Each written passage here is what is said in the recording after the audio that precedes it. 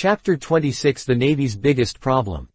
Flying Squirrel's words were like invisible hammers, constantly hitting Guillaume and Kaji's hearts, shaking their minds and gradually turning pale. They had never thought that the densely populated and prosperous island in front of them was once the city of sin and lawlessness described by Flying Squirrel.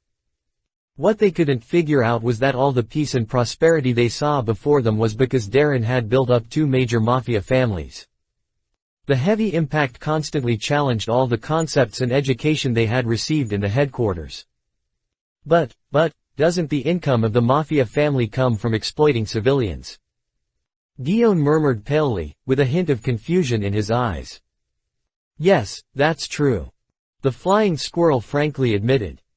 But compared to being shot every day, having your family and friends killed in gang fights, having your children gradually become bad because of the bad living environment, and finally joining gangs or going out to sea as pirates. Compared to being scared day and night, not even daring to do business, being unemployed, and going bankrupt. Civilians are more willing to pay a certain amount of protection fees to the mafia family in exchange for a relatively peaceful and stable living environment. This is the reality. Guillaume took 2 steps back with weak legs and shook his head. But, if our Navy takes action and eliminates all the mafia families, won't civilians not even have to pay protection fees?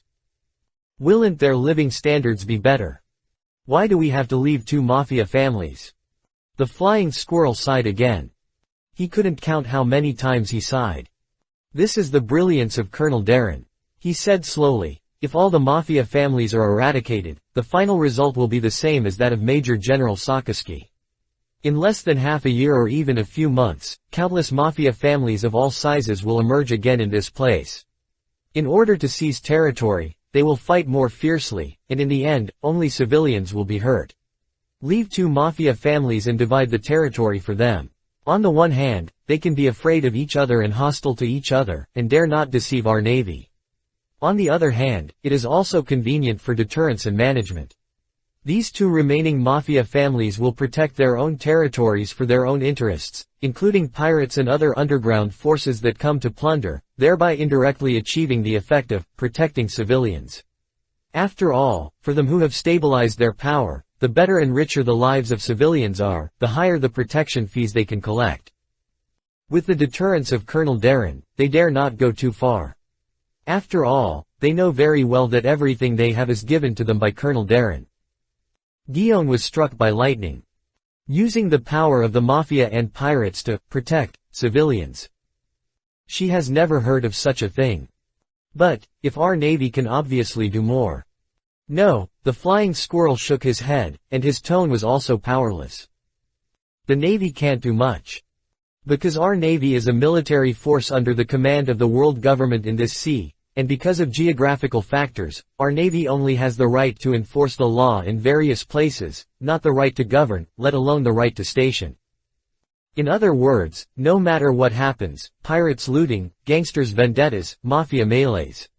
Our Navy can often only investigate after the fact, or can only solve temporary needs. The Navy is not allowed to station troops in independent countries and islands, so there is no way to permanently protect local civilians. This is the biggest problem of the Navy's problem. Colonel Darren can achieve the effect of governance and protection to a certain extent in the local area by supporting the mafia, thereby protecting the lives of civilians.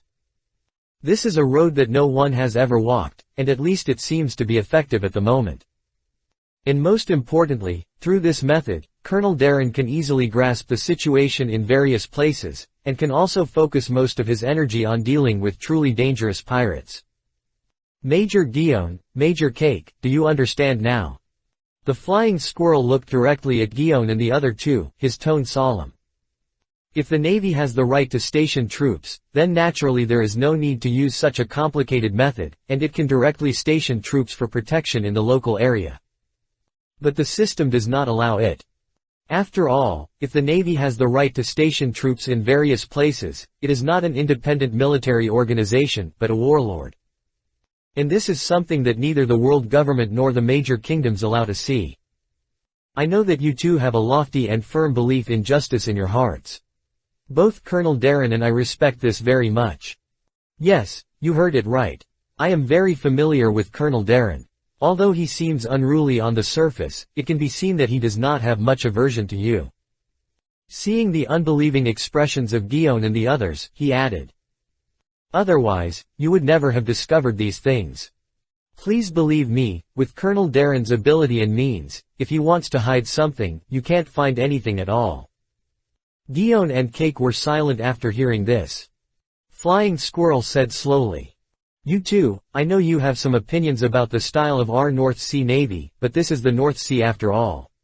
The headquarters approach will not work in this sea area. As far as the results are concerned, this is the best era in the history of the North Sea. His face was filled with pride. Seeing islands and towns, under the jurisdiction of the Navy, moving towards peace and prosperity is the greatest pride and honor. It is also the best reward for one's military uniform, even if the means used in the process are not so glorious. You too, Colonel Darren is not convenient to tell you these words, and he is not willing to explain them to you.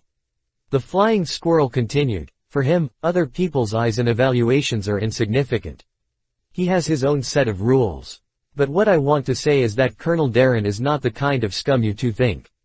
Guillaume bit her red lips with her pearly teeth and whispered, but no matter what, it is always wrong to collect money from civilians from the mafia. The Flying Squirrel smiled. It is indeed not good to collect money, but the North Sea Navy is indeed short of money. And most importantly, Colonel Darren has a principle. He blinked, if he receives money, he will do things. The viewpoint of this book is not as idealistic as the previous one, and it is more realistic. Please support me, please give me praise, thank you very much. Chapter 27 I Want Her. Guillaume followed the Navy absent-mindedly, with confusion in her black eyes. After learning the truth of Darren's governance of the North Sea from the Flying Squirrel, she always felt like she was dreaming about the prosperity and bustle in front of her.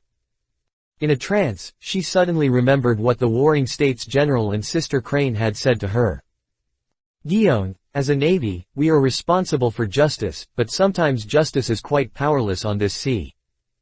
But why? Isn't our navy the most powerful military organization in the world? Indeed, but this sea is too vast, and the light of the seagull flag of justice cannot shine into all the dark, dirty and gloomy corners. You may not understand this truth now. This is a kind of luck, but also a kind of misfortune. Guillaume became lost, and Cake next to him also looked weak, and even forgot to care for the people. Soon they came to a magnificent mansion. The mansion was obviously newly built, with blue roofs and white walls, and exquisite flower beds. Outside the courtyard, a security line has been set up by poorly equipped militiamen, probably hundreds of people. Damn trash. You can't even handle such a small thing. They heard a violent curse coming from the mansion, accompanied by the sound of things being thrown.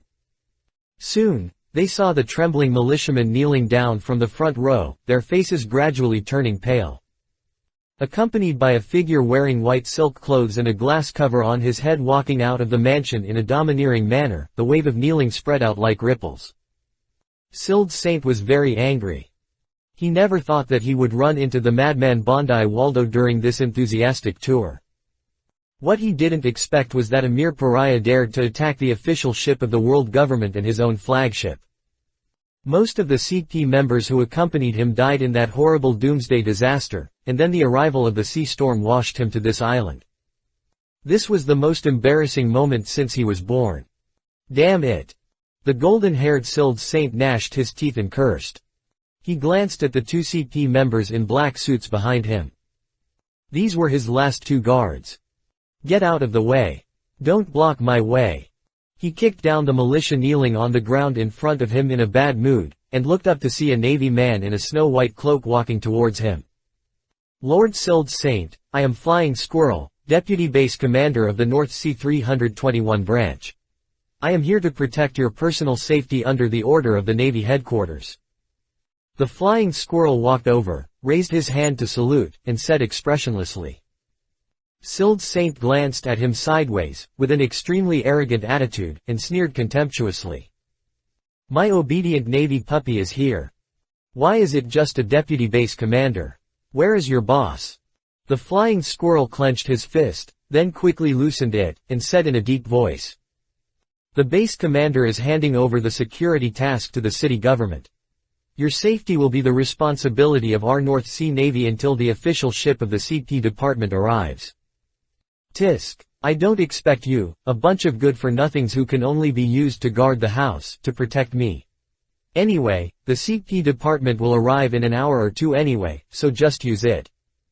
Sild Saint said casually, without paying any attention to the ugly face of the flying squirrel, and turned his eyes to look elsewhere.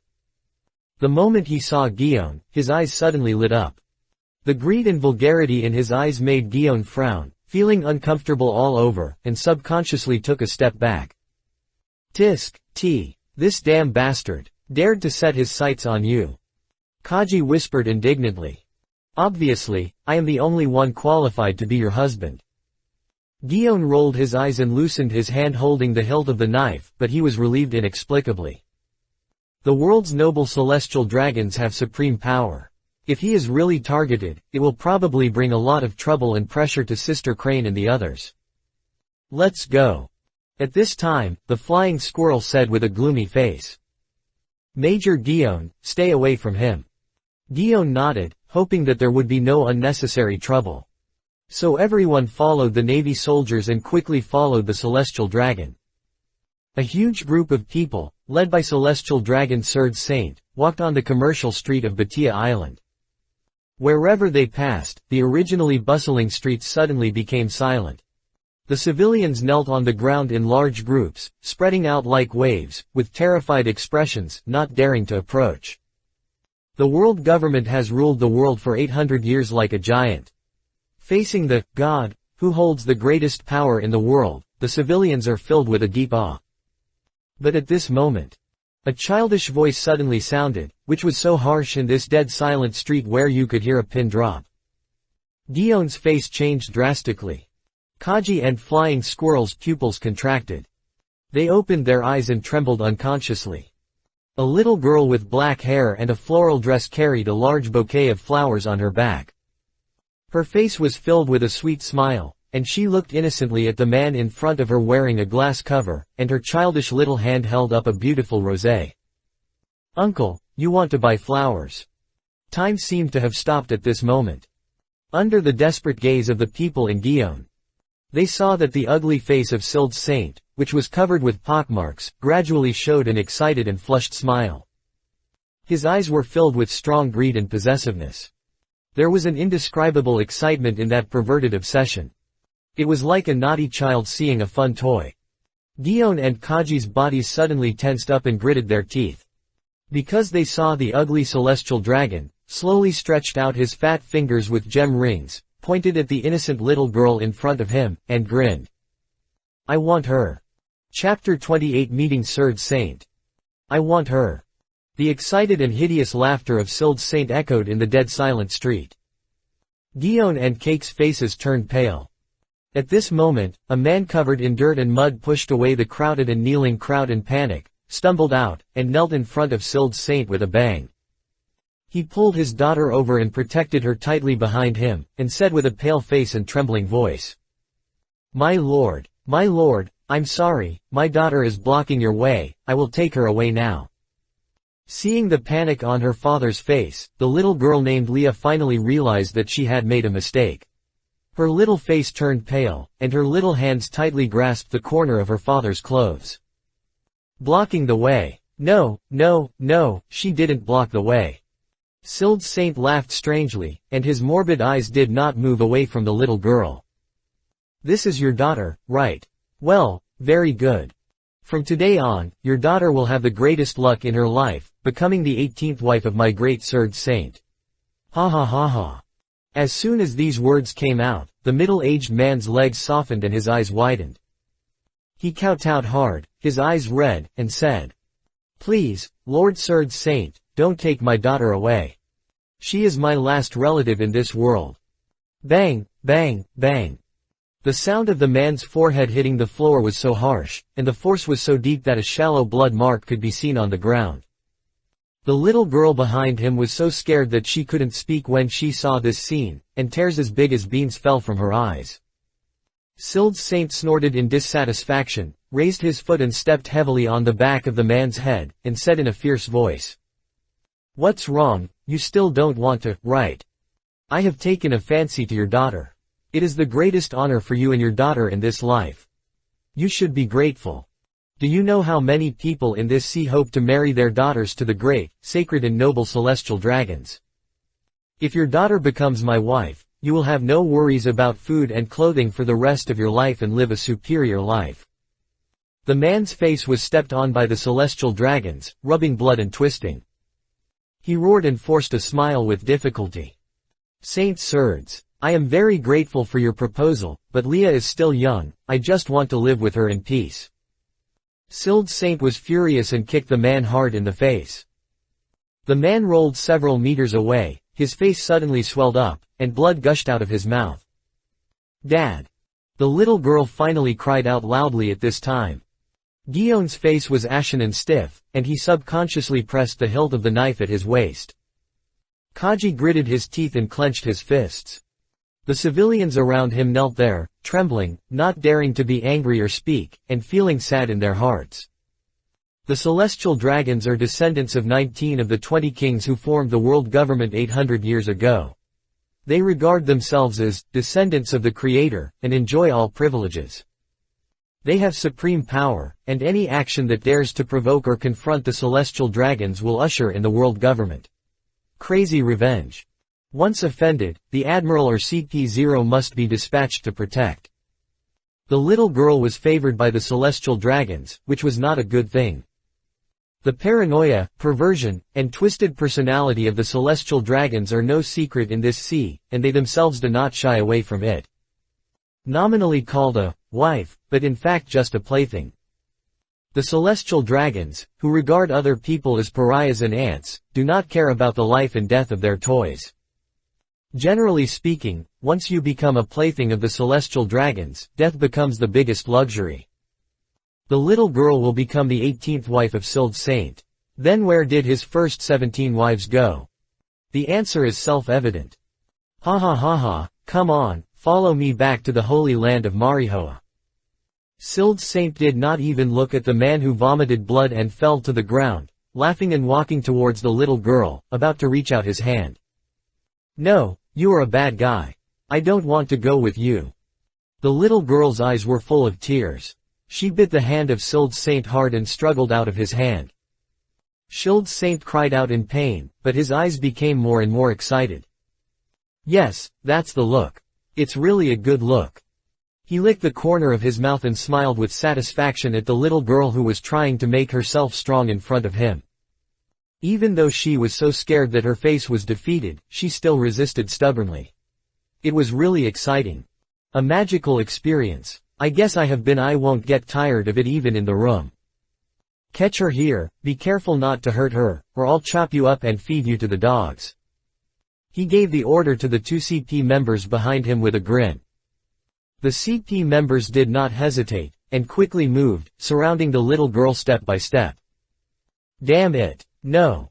At this time, the man who fell to the ground finally caught his breath, struggled to get up with bloodshot eyes, and rushed towards Sild Saint with a roar.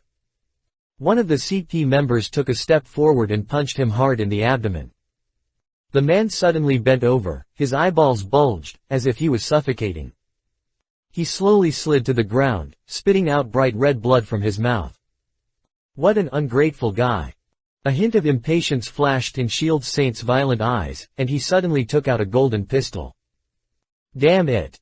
Kaji cursed softly, and his knees slightly bent. Guillaume tightened the hilt of the knife at his waist.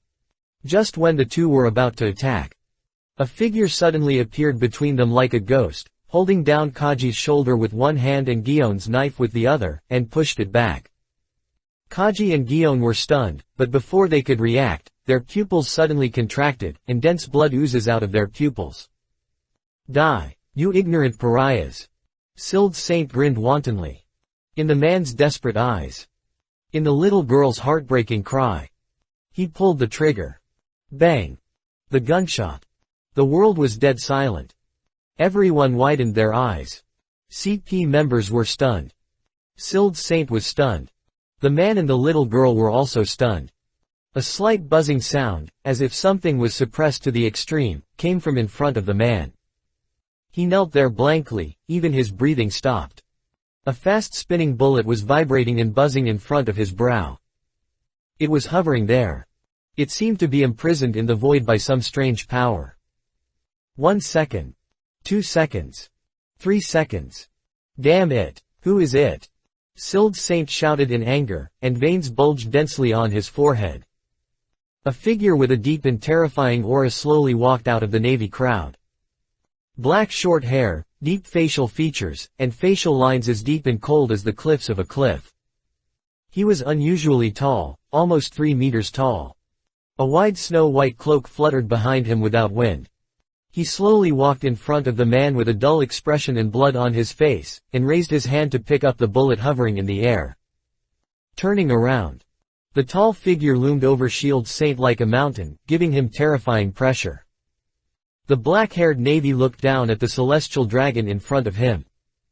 Until the latter finally couldn't suppress his inner fear and unconsciously took a half-step back. He smiled and said, "North Sea Admiral, the highest commander of the North Sea Navy, Colonel Darren of the Navy Headquarters, greets Sild Saint. Seeking all support, grateful. Chapter 29 I admire you. North Sea Admiral, the highest commander of the North Sea Navy, Colonel Darren of the Navy Headquarters, greets Sild Saint." The Navy colonel's casual, relaxed, and magnetic voice slowly fell, echoing in the silent street. The man with blood on his face stared blankly at the tall and majestic back in front of him, motionless. Guillaume, Cake and others were also shocked, and couldn't help but look at each other. Darren stopped the bullet. He stopped the celestial dragons from shooting. But for some reason, Guillaume and Cake both breathed a sigh of relief. North Sea. Admiral North Sea. Sild Saint was stunned at first, and was so frightened by the deep momentum of the Navy in front of him that sweat broke out on his back. He said fiercely, "How dare you stop me?" He paused, and suddenly roared wildly, "How dare you stop the celestial dragons?" Darren suddenly laughed. His eyes were half closed, and the corners of his mouth were raised like a cunning fox. "No, Sild Saint, I didn't mean to stop you. I just simply thought." Darren suddenly turned around and kicked out fiercely. The shiny black military boots hit the man's abdomen with great force. Under the astonishing power, the latter couldn't even make a wail. Like a kite with a broken string, it drew a blood-red parabola in the air and flew backwards for more than 10 meters. It was unknown whether he was dead or alive. Hiss. Everyone present took a breath of cold air when they saw this. The eyes of Guillaume and Kaji were full of bloodshot. They felt an indescribable anger surge in their hearts. Finally, they couldn't hold back their emotions. One of them held the handle of the knife, and the other was tense, ready to attack. Unexpectedly, the next second, the figure of the flying squirrel had blocked them, and whispered coldly, "Do you want everyone on this island to die because of your stupidity?" The coldness in the flying squirrel's expression, the coolness and solemnity in this sentence were like a basin of ice water poured directly on their heads, making them feel piercingly cold.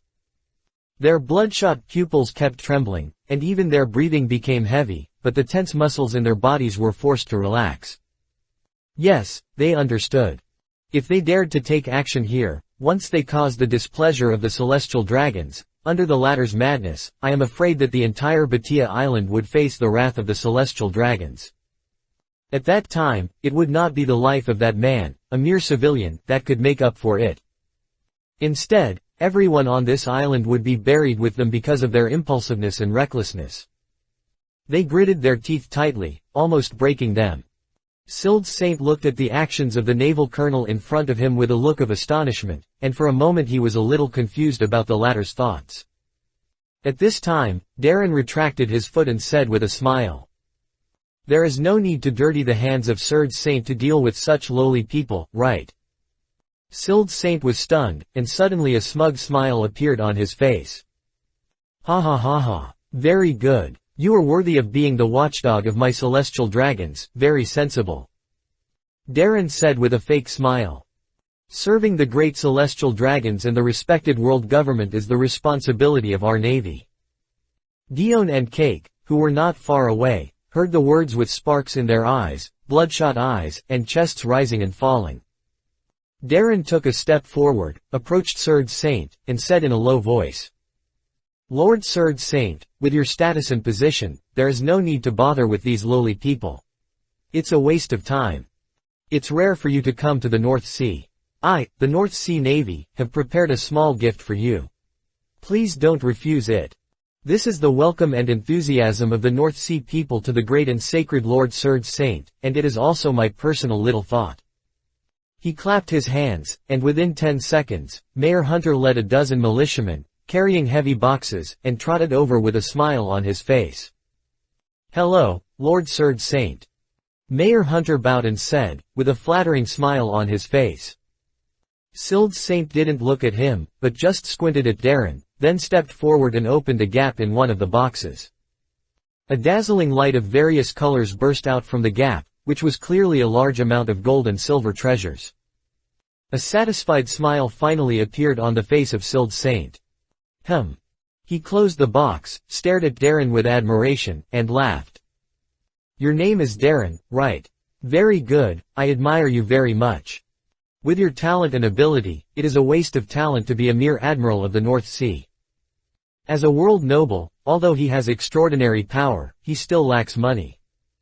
The expenses and expenditures provided by the world government to each noble are indeed huge wealth that ordinary people can hardly imagine, but for the corrupt, decadent and extravagant celestial dragons, no matter how much money is not enough." Darren smiled and shook his head. "We all serve the Navy in justice. No matter what position we are in, we can give full play to our strengths. There is no difference. Although the North Sea is not as wonderful as the Grand Line, I grew up in this sea area and have deep feelings for this sea area.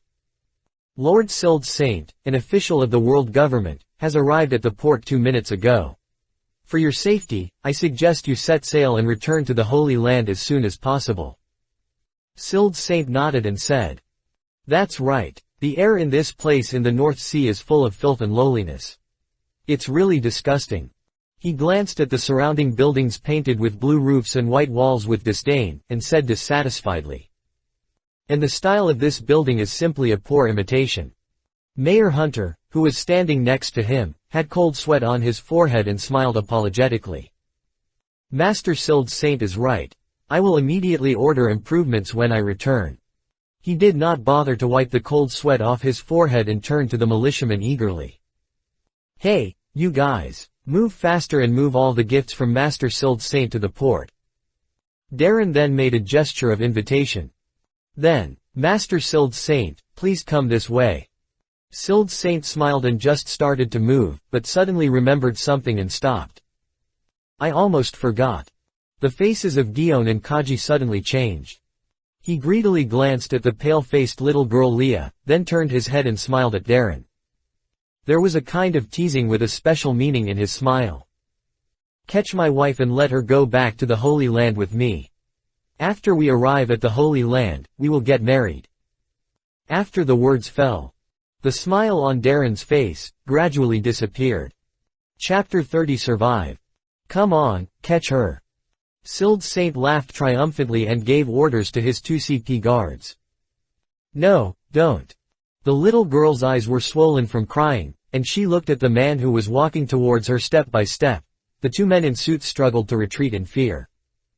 The 2 CP members came forward expressionlessly, grabbed the little girl's hands and shoulders, and their movements were extremely rough. Regardless of her dying cry, they soon left blood marks on the little girl's arms. The other civilians who were kneeling on the ground could not bear to turn their heads away, not daring to look at this cruel scene. Guillaume and other Navy officers stood there with sullen faces, their inner anger almost burned their bodies, but their hands and feet seemed to be filled with cement, extremely heavy and unable to move. Darren took a deep breath. "Lord Shield Saint. What's wrong, Governor Darren, do you have any opinion on my decision?" Shield Saint interrupted Darren with a mocking expression, staring at him with a smile. Darren's eyes gradually narrowed, but a smile that was even more enthusiastic than before suddenly appeared on his face.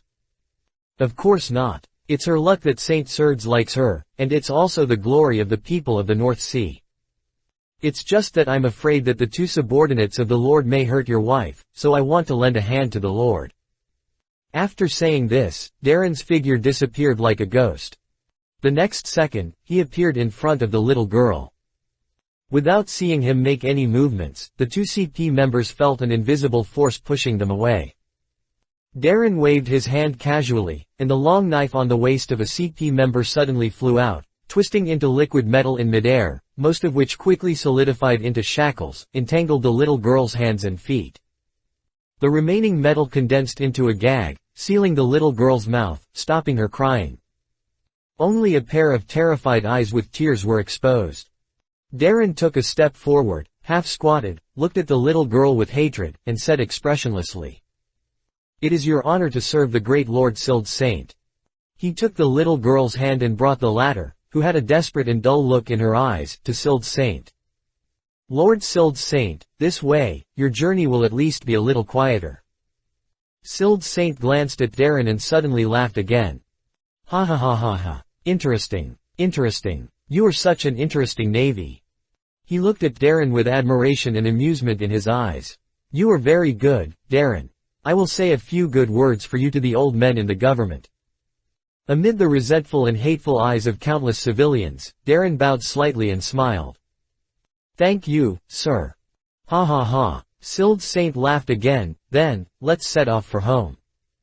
As his voice fell, a CP member came over swiftly, crawling on the ground like a tamed and loyal hound. Sild Saint directly stepped on his back and left in the direction of the port with a domineering attitude.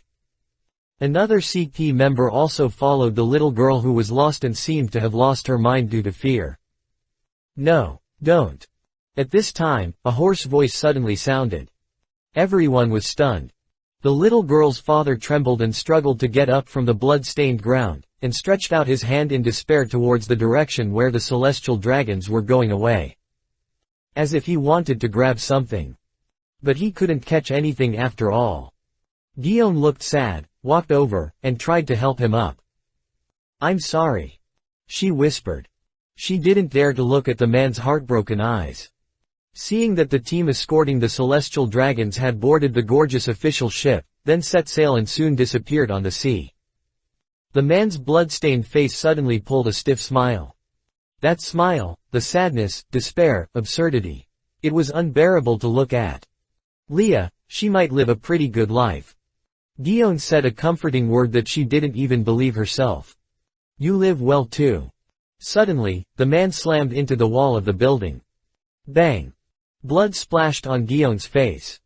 She felt her vision become very blurred, as if occupied by the dazzling red. Everything in sight seemed to be upside down, like hell. She vaguely saw the man's blood flowing down the snow-white walls of the city government to welcome the celestial dragons. Blood red and snow-white intertwined into distorted colors in her world. The dull crash echoed in her mind again and again. Buzzing. Flustered screams, voices calling for doctors, curses, footsteps. Broke the dead silence of the street. Hurry up and save him. He's still alive. He can still be saved. Guillaume knelt there in a daze, his body powerless. In his hand, he tightly grasped a beautiful and blooming rose. The thorns of the rose pierced the flesh in his palm and bled. But she was unaware of it. Live well. She suddenly realized that her words of comfort were so absurd. The little girl's mother had died of illness, and the man's only love was her. And now she was taken away by the celestial dragons. This man with his hands covered in mud, from this moment on, is left alone. What reason and courage does he have to live? In a trance. She recalled the words she had said to the little girl again. "Don't worry, sister is a Navy, she is here to protect you." Of course, this is the Navy's responsibility. Guillaume suddenly trembled all over. She raised her head and looked at the sky blankly. The sky was gloomy and very dark, and the light seemed to be covered by something. Boom! A thunder roared from the dark clouds. Snowflakes fell gently like goose feathers. "It's snowing. It's still midsummer," she murmured blankly. In the year 1492 of the Haiyuan calendar, the first snow in decades fell on Batia Island in the tropical climate of the North Sea. The not-so-cold snowflakes fell on Guillaume. She turned her head blankly and looked at the silent figure of the North Sea Admiral not far away. Her brain seemed to be frozen and she lost all the ability to think. In a trance. She suddenly understood. She finally understood what General Warring States said. This sea is too vast. The light of the righteous seagull flag cannot shine into all the dark, dirty and gloomy corners. Chapter 31 Reason. Batia Island. Hospital. Although the head was hit, the strange thing is that the impact was not strong. It will be fine after a period of rest. Well, I know, thank you, doctor. The flying squirrel nodded expressionlessly. The doctor looked at him with a complicated expression, and then walked out of the ward with a gloomy expression. In the empty ward, the flying squirrel looked at the man who was unconscious on the bed, pursed his lips, and let out a long breath. Damn it! Damn it! Damn it! Not far away, Kaji roared with red eyes, punching the wall again and again. The wall dust fell off. There were holes with blood on the gray wall. She called me uncle. She called me uncle. Kaji roared like a beast. Blood oozes from his fist, but he is unaware of it. Guillaume sat motionless beside the bed, eyes closed, hands intertwined and placed between eyebrows. At a certain moment, she suddenly stood up. Her delicate eyes were full of bloodshot, and she turned her head to stare at the man standing by the window smoking. Darren. How can you still have the mind to smoke? An inexplicable anger crashed into her throat, making her voice hoarse. Didn't you say you were the overlord of the North Sea? Don't you think you are very powerful? Watching Darren finish a cigarette and immediately light another one. Guillaume's anger in his heart became even worse, and his eyes were full of tears. Speak up. She bit her red lips tightly, so hard that she even bit out a shocking blood mark. Huh. Darren exhaled a long puff of smoke and flicked the ash as if he had heard nothing. In the ashtray on the windowsill, cigarette butts had piled up into a small mountain.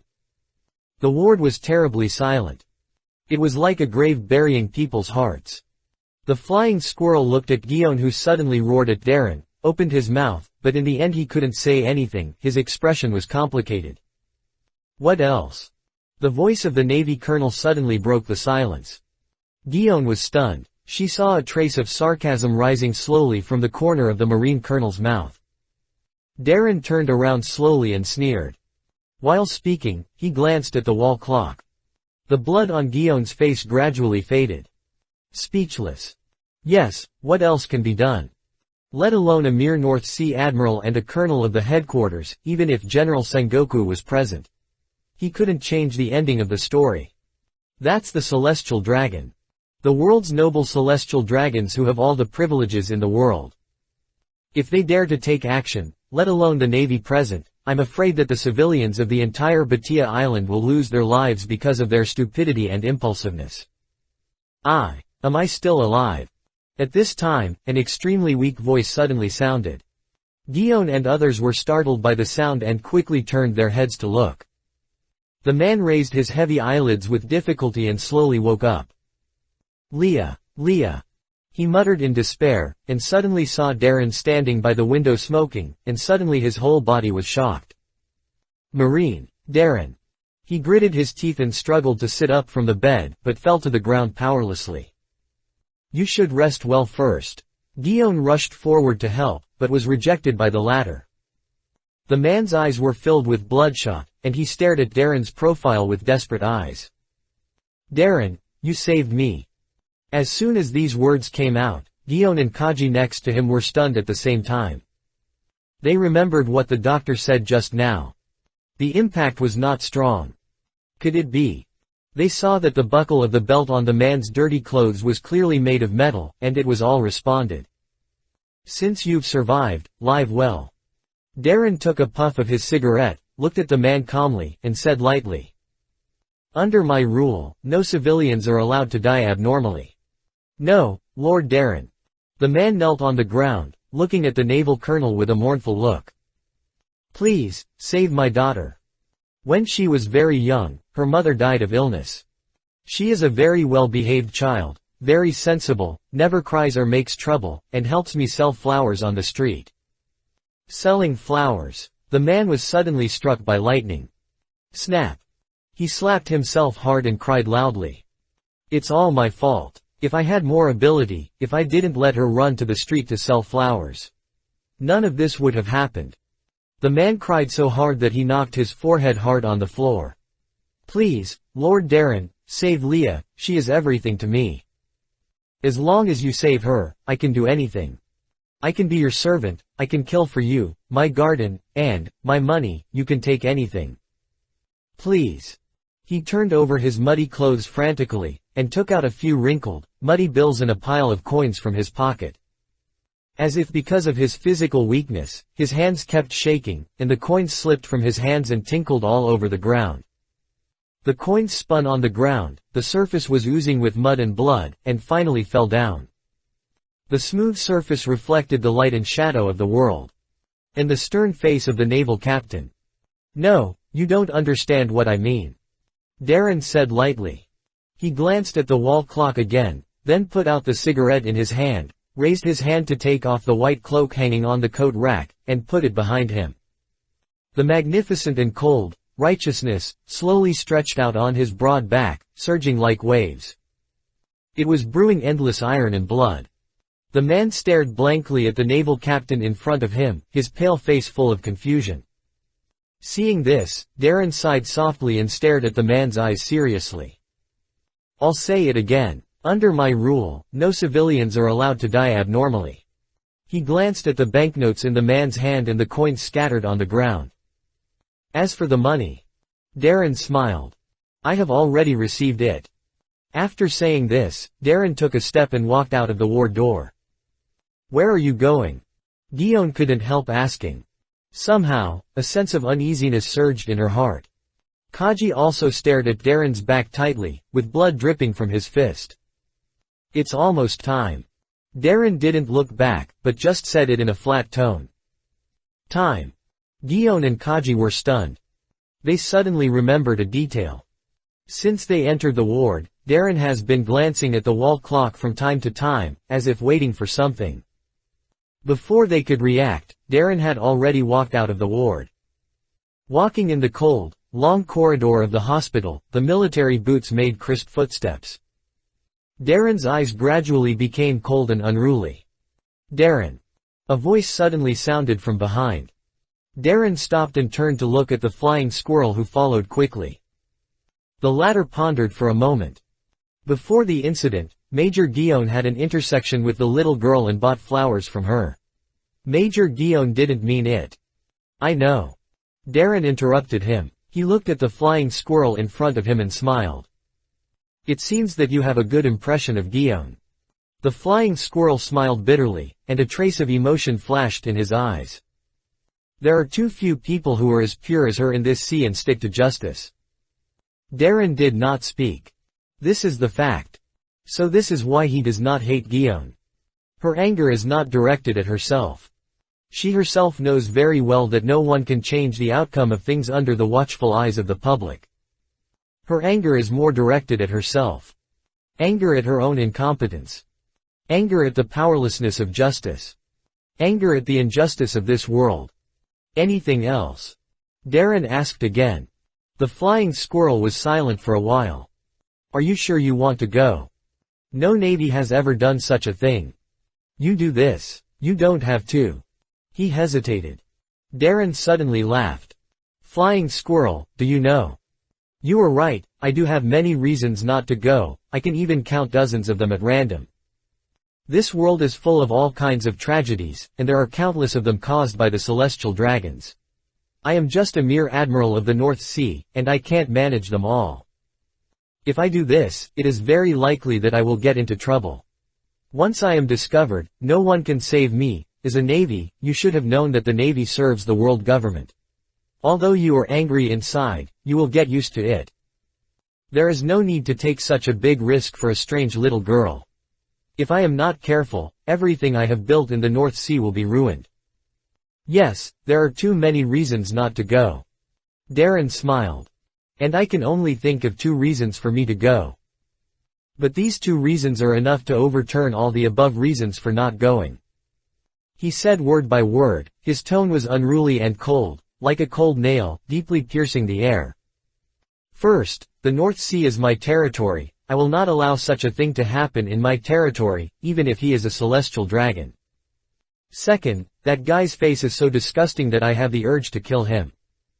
Darren grinned almost cruelly. Or the kind that can't be controlled no matter what. Please everything, thank you very much. Chapter 32 The Only Hope. In the corridor of the hospital, the two looked at each other from a distance. Snowflakes were dancing outside the window. But the flying squirrel felt that the room was colder than outside. Cold to the bone. Darren's smile became more intense, unruly, and even crazy. You said that this kind of thing has never happened before. Yes, it has never happened before. But, never happened before, does not mean that it is impossible, and it does not mean that it is wrong. His tone suddenly became meaningful. 1 and 0 represent very different meanings. As soon as these words came out, the flying squirrel seemed to be struck by thunder, and his hands trembled slightly. He only felt an unprecedented fear, which tightly grasped himself, making him unable to breathe and almost suffocated. But the next second, he suddenly clenched his fists, raised his head with a determined look, and gritted his teeth and said, "I'll go with you." Darren smiled with satisfaction, as if he had finally waited for the answer he wanted. However, he refused directly. No need, it's more convenient for me to act alone. And even if something really happens to me, I'm relieved to leave the North Sea Navy fleet to you. You stay here and keep an eye on those two guys. I'll be back soon. After saying that, Darren turned around and left without hesitation. Until Darren's back disappeared at the end of the hospital corridor, the flying squirrel, who stood still like a statue, slowly exhaled. He actually found that a layer of cold sweat had seeped out of his back at some point. He was silent for a moment, and suddenly saluted solemnly in the direction of the end of the corridor. Even if there was no one there. Suddenly, the flying squirrel looked out the window unconsciously. The sky was full of heavy snow, and the gloom covered the whole world. The clouds in the distance were extremely dark, with lightning and thunder, as if a terrifying storm was brewing. The world is going to change. The flying squirrel murmured, and then turned around. His eyes quickly regained their former firmness. You are worthy of it, Colonel Darren. He murmured, his voice trembling, but a sincere smile appeared at the corner of his mouth. I am honored to be your adjutant. He clenched his fists. Darren was right. It would be useless if I went. With my own strength, I could not help Darren at all. But if I stayed, maybe I could do something. 1 minute later, Darren, who left the hospital, came to the north of Batia Island alone. Here is a rolling mountain range. Because of the heavy snow, the originally lush forests in the mountains have turned into a snow-white world. After making sure that no one had discovered his whereabouts, Darren took out a crumpled white paper from his arms. There was only half of the white paper, and there were obvious signs of tearing. Life card. This is his own life card. Putting the life card flat on his palm, he could clearly see that the life card was moving slowly in a certain direction as if driven by an invisible force. After determining the specific direction, Darren put away the life card. Although the action at this time was indeed risky, Darren was not a reckless person. He was able to climb up to the current high position and power step by step from the lowest private soldier, relying not only on force. He believed that he was not inferior to anyone in terms of prudence, vision, means, and analytical ability. As early as when he handed over the task, he had determined that the CP members who came to escort Sild Saint this time were all CP-1. They were a group of intelligence personnel who were not even as good as CP-9 guarding Judicial Island. This also meant that the guards escorting Sild Saint did not master the domineering power. That was enough. Thoughts floated through his mind, and a weak arc suddenly jumped between the fingers of Darren's hands. An invisible force field instantly spread from his body. The metal wristband on his right hand instantly melted, squirming like liquid metal, and quickly stretched into an extremely thin metal plate. It was about 1 meter long and less than half a meter wide, with a triangular shape in the front section, and the whole was full of streamlined beauty. It was like a silver-white skateboard, floating steadily in the air. Darren stepped onto the skateboard, bent his knees slightly, and leaned forward. The next second, under the force of the rioting and boiling magnetic field. The metal skateboard shot out with the Navy captain at an incredibly amazing speed, breaking through the speed of sound in the blink of an eye, and exploding in the void with dull sonic booms. Soon, it sank into the dark clouds with lightning and thunder, and disappeared in the distant sky. At the same time. Offshore waters of Batia Island. A luxurious ship flying the flag of the world government slowly sailed on the sea. Ah! What a damn weather, it's snowing in the middle of summer, and this is not the New World.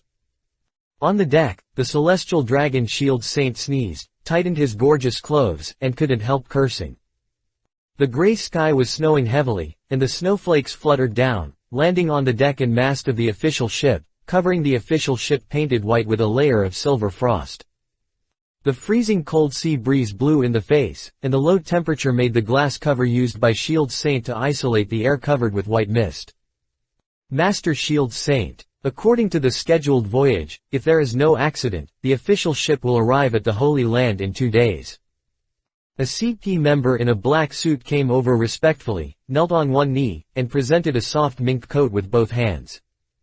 There are 12 members of the World Government CP1 department, who will serve you on this return trip. Shield Saint took the mink coat that looked very valuable, put it on, and said with some dissatisfaction. Why is it CP1? What about the members of CP0?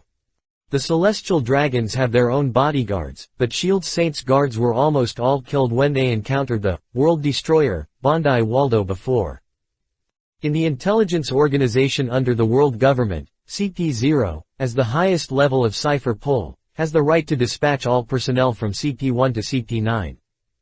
Normally, when faced with such threats and dangers, the Holy Land should send at least one CP0 member to take charge of its own security.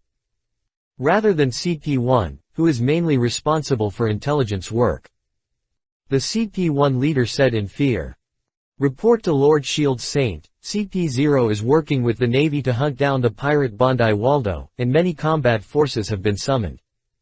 The CP department has conducted a security analysis for this return voyage, and there will be no problems, please rest assured. Hearing this, Shield Saint had to nod impatiently. Although the Celestial Dragons have the power to dispatch CP0, it is limited to important events and crisis moments. Under normal circumstances, the real dispatch power of CP0 is actually in the hands of the 5 elders, the highest power in the world government.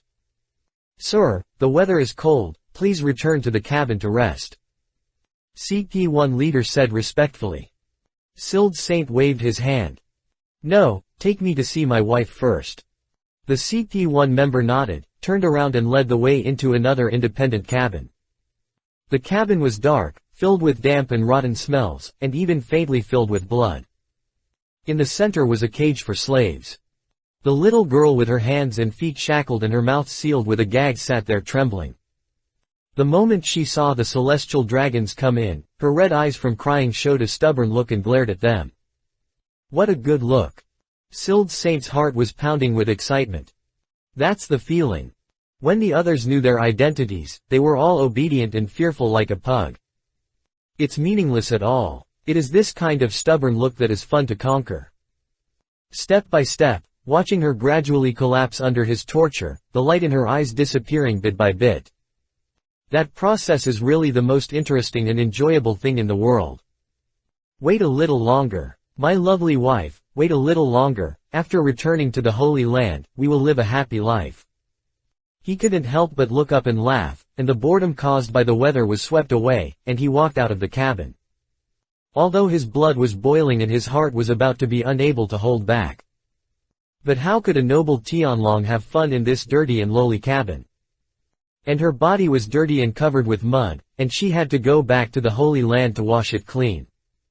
Otherwise, even her body would be covered with lowly smell. The door of the cabin was closed again. In the darkness, the dim lights trembled with the ups and downs of the ship, casting disillusioned light and shadow. The little girl sat there, motionless. There were new scratches on her knees and arms, probably from being dragged into the cage. The thin body curled up tightly in the corner, hiding in the shadows. What no one noticed was that her little hands were clenched into fists. She was holding a piece of paper hidden in her palm. That was what the handsome Navy brother stuffed into her hand when he bound her. She didn't know what it was. But somehow, she never let go of her hand.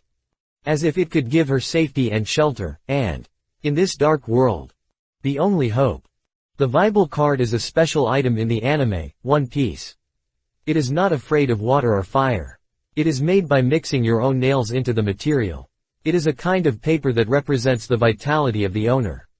Usually people will tear it up and give it to relatives or friends who are about to separate, and the torn paper will point to the owner together.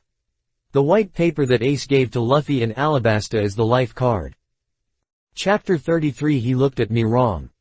Remember to send the food on time, don't let my beloved wife starve. After walking out of the cabin loaded with cages, Shield Saint ordered the CP1 members in a domineering manner. Yes, Lord Shield Saint. The CP1 members nodded respectfully. By the way, there is one more thing. Shield Saint paused and looked back again. The highest commander of the Navy in the North Sea, yes, the guy named Darren. CP1 was stunned when he heard the words, and remembered the gift sent by the North Sea Admiral before, and bent down and said, "Do you want to promote him, sir?"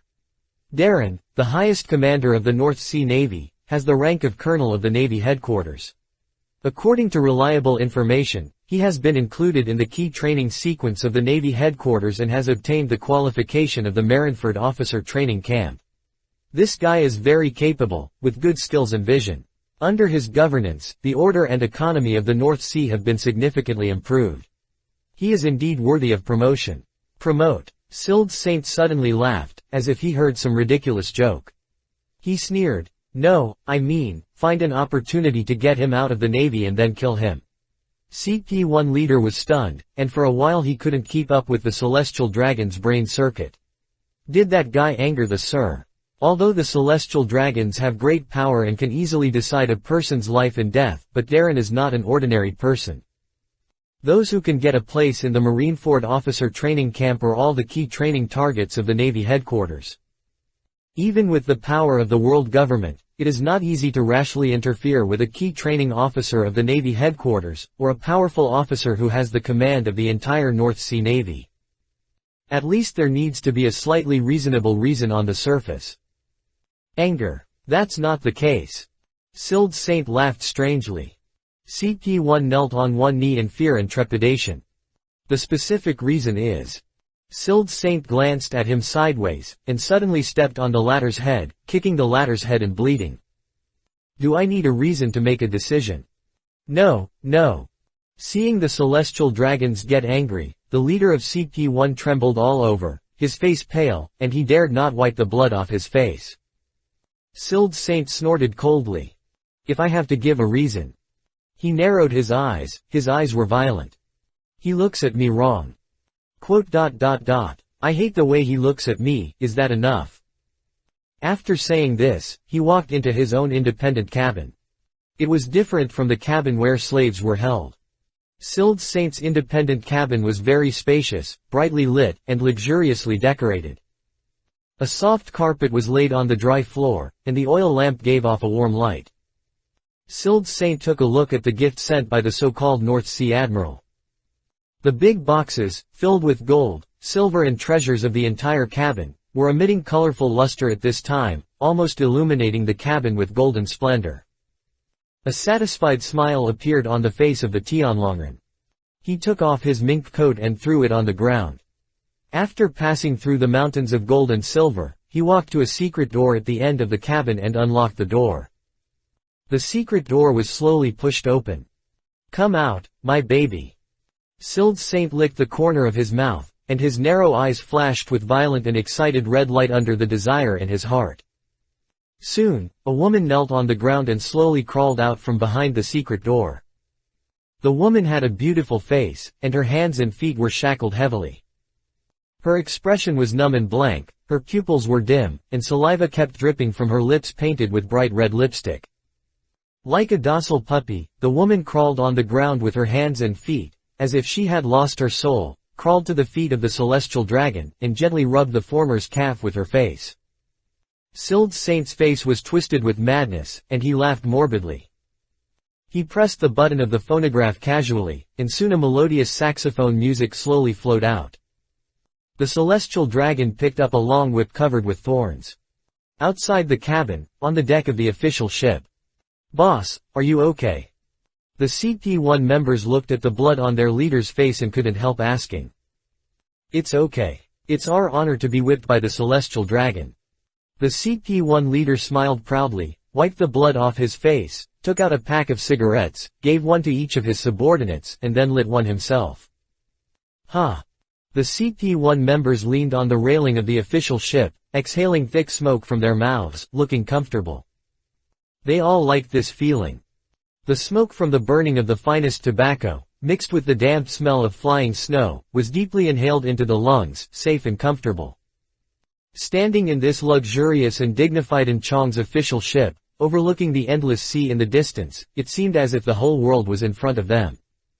Every time they arrived at an island, those stupid and lowly civilians would kneel down to their masters and look at them with fear and panic. This feeling made them feel that they were of noble birth. This was a life that only excellent people like them who served God could enjoy. At this time, the sound of graceful and luxurious saxophone music gradually came from the cabin, faintly mixed with the hideous laughter of the celestial dragons, the sound of whips falling, and the painful screams of women. Hearing this familiar music, a touch of envy flashed in the eyes of all CP-1 members. "Saint Serge has started again. I just don't know if he will generously give us his toys after he finishes this time. Hey. They seemed to have remembered something worth recalling, and a smile that all men understand appeared on their faces. "You guys." CP-1 leader looked at his subordinates helplessly and shook his head with a smile. He was about to say something, but he was suddenly stunned. Because he found that his subordinates were staring at their backs with a horrified look. A chill surged into his brain. CP-1 leader turned around and his eyes widened little by little. In front of the luxurious official ship, a man on a metal skateboard was floating in the air, and the wide white cloak behind him was fluttering in the sea breeze.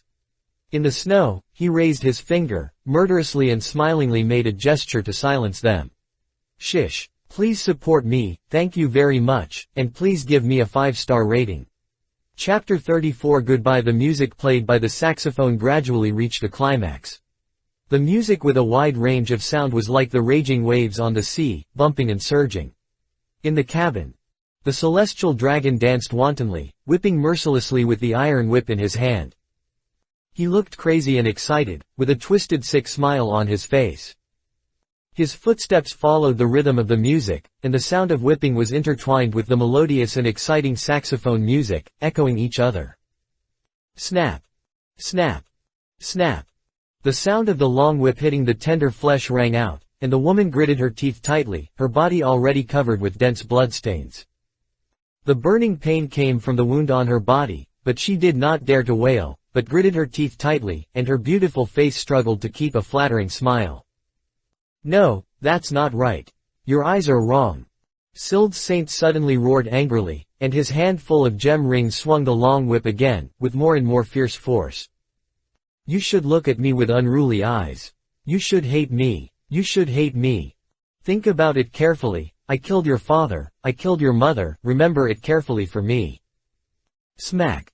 The sharp whip broke through the air and fell, leaving a bloody wound on the woman's chest. The woman groaned, her body was covered with blood, she lay on the ground wetly, gasping for breath, but her eyes became more humble and submissive. She knew very well that if she showed a hateful look, it would only further stimulate the morbid and twisted desires of the Tianlong people. On the contrary, if she was obedient and surrendered blindly, he would often lose interest in a moment. Damn it! Damn it! Sild Saint strode forward and slapped the woman in the face with his fat big hand. The woman's body flew back 2 meters, her face was visibly swollen, a blood mark overflowed from the corner of her mouth, and her long black hair was scattered messily. "It's so boring." The celestial dragon cursed breathlessly, and the more he thought about it, the angrier he got. He pulled out the golden pistol from his waist, opened the safety with a click, and pressed it against the woman's bloody forehead. He had originally thought that if she could please him, he would spare her life.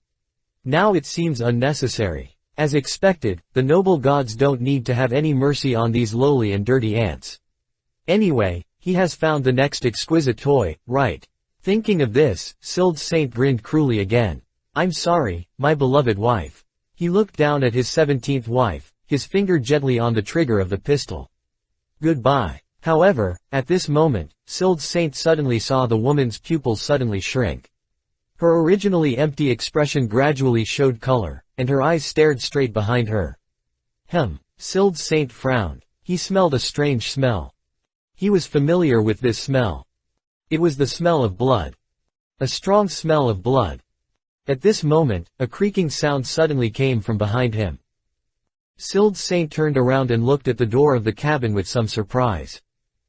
The door of the cabin was being slowly pushed open. And at the crack of the door on the ground, bright red blood was flowing in from the outside. As the cabin door was completely opened, the strong wind with flying snow rushed in from the outside. A tall figure covered in blood stood there, his short black hair was covered with snowflakes, and a wide white cape fluttered behind him, stirring up the smell of blood. Sild's Saint suddenly widened his eyes and couldn't help but exclaimed. It's you. He stared at Darren standing at the door of the cabin, and his eyes caught a glimpse of the tragic scene on the deck outside the cabin. Corpses in black suits were hanging in the air. The 12 CP members responsible for the escort had completely lost their lives, and their bodies were directly pierced by rusty steel, lying in a mess. Like broken clothes, they were hung in the wind and snow. Blood dripped from their bodies, dyeing the entire deck red. Sild's Saint's pupils suddenly shrank into fine needles. This guy, he actually killed my men. Could it be? Instantly, a bottomless chill suddenly surged from the soles of the celestial dragon's feet, running up his spine to his forehead, making his scalp numb. North Sea Admiral, the highest commander of the North Sea Navy, Colonel Darren of the Navy headquarters, greets Sild's Saint. Standing at the door, Darren narrowed his eyes, bowed slightly, and smiled. Bang! The golden pistol spewed out flames. The bullet hit Darren's forehead squarely, making a sound of metal clashing, and flew out with a clang, sparks splashing. It seems that your shooting skills are pretty good. Darren smiled and took a step forward. You. Seeing that the shooting was ineffective, Sild's Saint was shocked and couldn't help but take 2 steps back. Darren, what do you want to do? What do I want to do? This is a really good question. Darren smiled, paused for a second pretending to think, and blinked at Sild's Saint. What do you think, Lord Sild's Saint? Sild's Saint was stunned, and then said angrily. No matter what you want to do, you have offended me, you must die. Looking at the Navy colonel who was getting closer and closer to him, he pulled the trigger frantically. Bang bang bang bang. The bullets continuously hit the Navy colonel's body, but bounced back one after another, leaving several craters on the floor and walls of the cabin. After firing several shots, Sild's Saint looked at the man who came to him, his face full of surprise. You. Darren slapped him in the face directly, and the glass cover he was wearing was shattered at the same time. Countless glass shards pierced the face of the celestial dragon, and blood flowed out. Under Darren's terrifying power, Sild's Saint's pig-like face twisted and deformed, and the whole person spun in midair and flew backwards for several meters, crashing directly into the cabin. With a bang, the wooden board of the cabin shattered. Sild's Saint wailed miserably, staring at Darren with bloodshot eyes and pointing at him. You lowly. Swish. 2 pieces of steel suddenly sprang out from the bottom of the cabin, wrapped around the hands of the celestial dragon like tree roots, and directly penetrated his fat hands, nailing Sild's Saint to the cabin wall. In the cabin, the woman with whip wounds and blood all over her body was lying in a pool of blood, staring blankly at the screaming god. Her mind was blank. This Navy actually injured a celestial dragon. No. He wanted to kill a celestial dragon. Is he crazy? Or is he going to die? Any actions that offend the celestial dragons, no matter who they are, will usher in the crazy revenge of the world government, and even the admirals of the Navy will be dispatched for this. This is a restricted area that no one can cross on this sea. You are too noisy. Darren frowned and waved his hand as if he was a little impatient. With his action, 2 steel bars rose from the cabin floor, whistling out, piercing the feet of Sild Saint like a sharp blade, and nailing into the wall. Dripping blood kept gushing out from his pierced hands and feet, dripping on the ground, and in less than a few seconds it gathered into a shocking pool of blood. Ah! The humble and lowly common people look at the world's nobles. Some fear, which made his heart surge with endless anger. Aren't you afraid of the revenge of the world government for doing this? Do you think you can escape? Sild Saint panted heavily and roared like a beast. Revenge? Darren laughed. Who would know that it was me who did it? Let's not talk about anything else. He pointed to the piles of gold and silver treasures in the cabin. At least in the eyes of everyone on Batia Island, I, a scum of the North Sea Navy, gave him a lot of money to flatter the great Sild Saint. Who would think that a navy dared to attack the celestial dragons? Hearing Darren's words, Sild Saint's pupils shrank. He resisted the dizziness caused by the massive blood loss and gritted his teeth and said, Darren, I don't understand why you attacked me. He suddenly seemed to realize something. Is it that little girl? From Darren's silence, Sild Saint got a definite answer. Just because of a civilian. He was full of disbelief. Just a lowly civilian. Why did you do this? Darren looked at the ferocious celestial dragon in front of him quietly, and the blood on the floor had spread to his military boots. That's not just a civilian. He suddenly said, that's a civilian under my jurisdiction. Sild Saint roared, why do you care so much about the life and death of a civilian? Besides, don't think I don't know. Do you think you are a good person? Who in the entire North Sea doesn't know that you have squeezed money from lowly civilians by supporting the mafia? In the final analysis, you are not much nobler than me. Darren suddenly laughed. He hooked his fingers. The steel wrapped around Sild Saint's right arm suddenly strangled and contracted. Snap! A bloody broken arm rose into the air. Ah, you're right, I'm not a good person, that's why I came. Darren said calmly. If I were a good person, I probably wouldn't dare to come. Of course. Actually I don't want to come either, and I don't want to deal with disgusting celestial dragons like you. I just want to live my life peacefully and run the North Sea Fleet. But I took money from the father and daughter. Took money. Sild Saint panted frantically, his eyeballs almost bulging out of his eye sockets because of the pain. How much did you take from her? I'm a celestial dragon, I have plenty of money. As long as let me go, I can give you as much money as you want. No, not just money, I can give you anything you want. Women, not just humans, I can also get women of other races for you. Power, I can make you a vice admiral in no time. I can give you anything you want. Darren suddenly sighed. Can you give me anything I want? The celestial dragon panted weakly, a hint of joy flashed in his eyes, and he smiled and nodded. That's right, you just need to speak up, just speak up. Anything is fine. This is the usual celestial dragon style. I do want something. Darren looked at Sild Saint, tilted his head, and a grim smile gradually appeared at the corner of his mouth. I want to kill you. Sild Saint was startled, but the next second, he laughed wildly. Kill me, you will die too. Darren, you didn't expect that. The official ships of the world government are all equipped with secret surveillance Den Den Mushi. At this moment, the world government has seen the scene here. You are dead. Ha ha ha ha ha. He stared at Darren with crazy eyes, trying to find fear in the latter's eyes. But he failed. Smile. The face of the Navy captain still maintained that annoying smile. A touch of extreme uneasiness surged into the mind of Sild Saint, making his heart beat wildly. Sild Saint, compared to other celestial dragons, you are the smart one. Darren spoke with interest. I can give you a chance.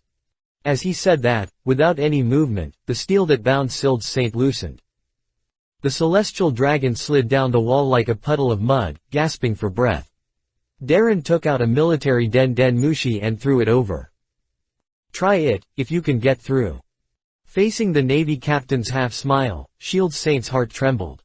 He gritted his teeth and tried to get through the Den Den Mushi. 1 second.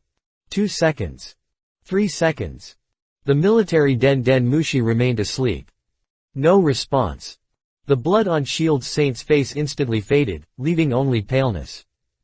The communication signal was blocked. Shielded. Impossible. He muttered with his eyes blank. At this moment, his soul seemed to be pulled out of his body, and his expression was blank and dull. The communication signals of the Den Den Mushi are all blocked.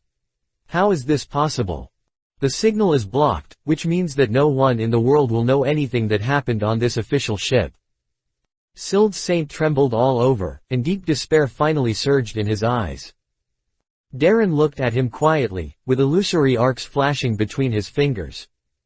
He was not an idiot who would act rashly because of a momentary passion. From the moment Shield Saint refused to give him face and insisted on taking the little girl away, he decided to kill this ugly pig. So he took the opportunity to capture the little girl and put his life card in the latter's hands. In this way, Shield Saint's route was also known. By handing over the security mission, he also successfully obtained the information of the CP members in this escort mission. In this way, there is only one last problem to kill Shield Saint. Monitoring. In the official ships of the world government, monitoring Den Den Mushi are usually installed to ensure the safety of the celestial dragons. But this is meaningless to his own ability. With the development level of his magnet fruit, he can create a magnetic field area with a diameter of about 100 meters centered on him. Under the effect of the magnetic field, the signal of Den Den Mushi will be completely shielded. The range is enough to cover the entire official ship. This is the inspiration he got from Doflamingo's birdcage. And this is the biggest confidence that Darren dares to attack the celestial dragons. No. Why? Since you know I am stalling for time, why don't you just kill me? Shield Saint suddenly raised his head and stared at Darren, roaring madly. He didn't understand. This guy obviously has the power to kill him easily, and he also knows his intentions. Why doesn't he just kill him directly? Darren narrowed his eyes, and a teasing smile appeared on the corner of his mouth. Because killing you cleanly and neatly is too easy for you. As he spoke, the despair on the faces of the father and daughter on Batia Island flashed through his mind. At least, before you die, I want you to taste the taste of despair. After the voice fell, Darren slowly took out the pistol. In the desperate and gloomy eyes of the celestial dragon, the muzzle of the pistol gently pressed against his forehead. Number. An unprecedented fear finally filled the eyes of Shield Saint, and he screamed in horror. I am a celestial dragon, if you kill me. Bang. The gunshot. Darren pulled the trigger without hesitation. The bullet went through his forehead and shot out from the back of his head, punching a big hole in his head. A large amount of liquid, red and white mixed together, splashed on the cabin wall in the shape of a fan. Shield Saint's body twitched, and the light in his pupils quickly dissipated. Damn, I took the money. Just because of a pariah. He slowly fell to the ground. His expression froze there, puzzled, confused, stunned, and frightened. All kinds of emotions intertwined to form an absurd and wonderful ukiyo-e. He died. Darren stood in front of the corpse of the celestial dragon, looking down at him condescendingly, and said calmly, if you take the money, you have to work. This is the rule of the North Sea. Seeking all support, grateful. Chapter 36 Courage. You killed him. The naked, wounded woman looked at the celestial dragon lying in a pool of blood in horror. Her voice trembled and her face turned pale as she looked at the blood that kept spreading out. She felt that everything in front of her was extremely unreal, as if she was dreaming. You killed the celestial dragon. She murmured over and over again, reaching out to touch the blood flowing on the ground, feeling the warm touch of the blood. A smile appeared at the corner of her mouth. You killed him. The smile gradually became crazy. Ha ha ha ha. You killed him. He's finally dead. Ha ha ha ha ha. The woman laughed happily, but bloody tears gradually seeped out of her eyes. He's finally dead. Woo. She choked and finally cried uncontrollably. Darren looked at this woman who laughed and cried loudly, with a crazy and twisted expression, and his eyes couldn't help but droop. You are free. He said. Free. The woman's face showed an unspeakable bitterness. She turned her body gently to let Darren see her naked back.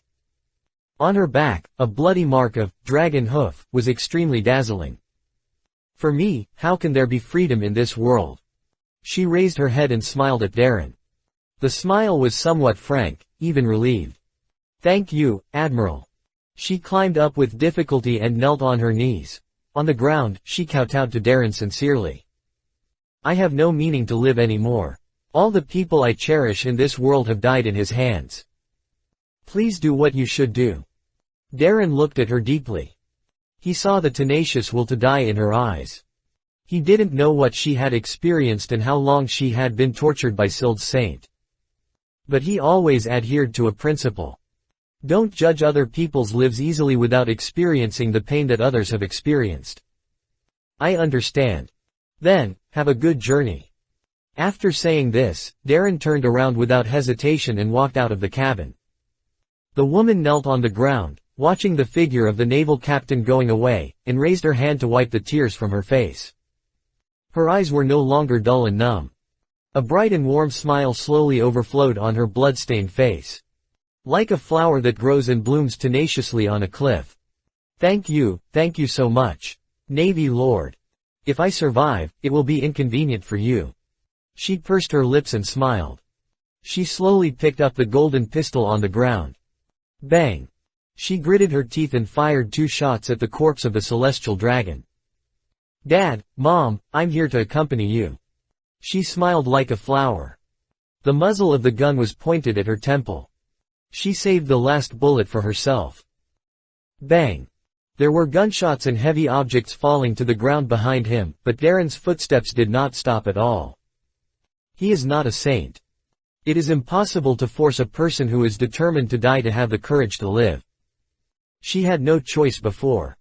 But now she at least has the freedom to choose to die. Suppressing his inner emotions, Darren walked quickly towards the cabin where the slaves were held on the official ship.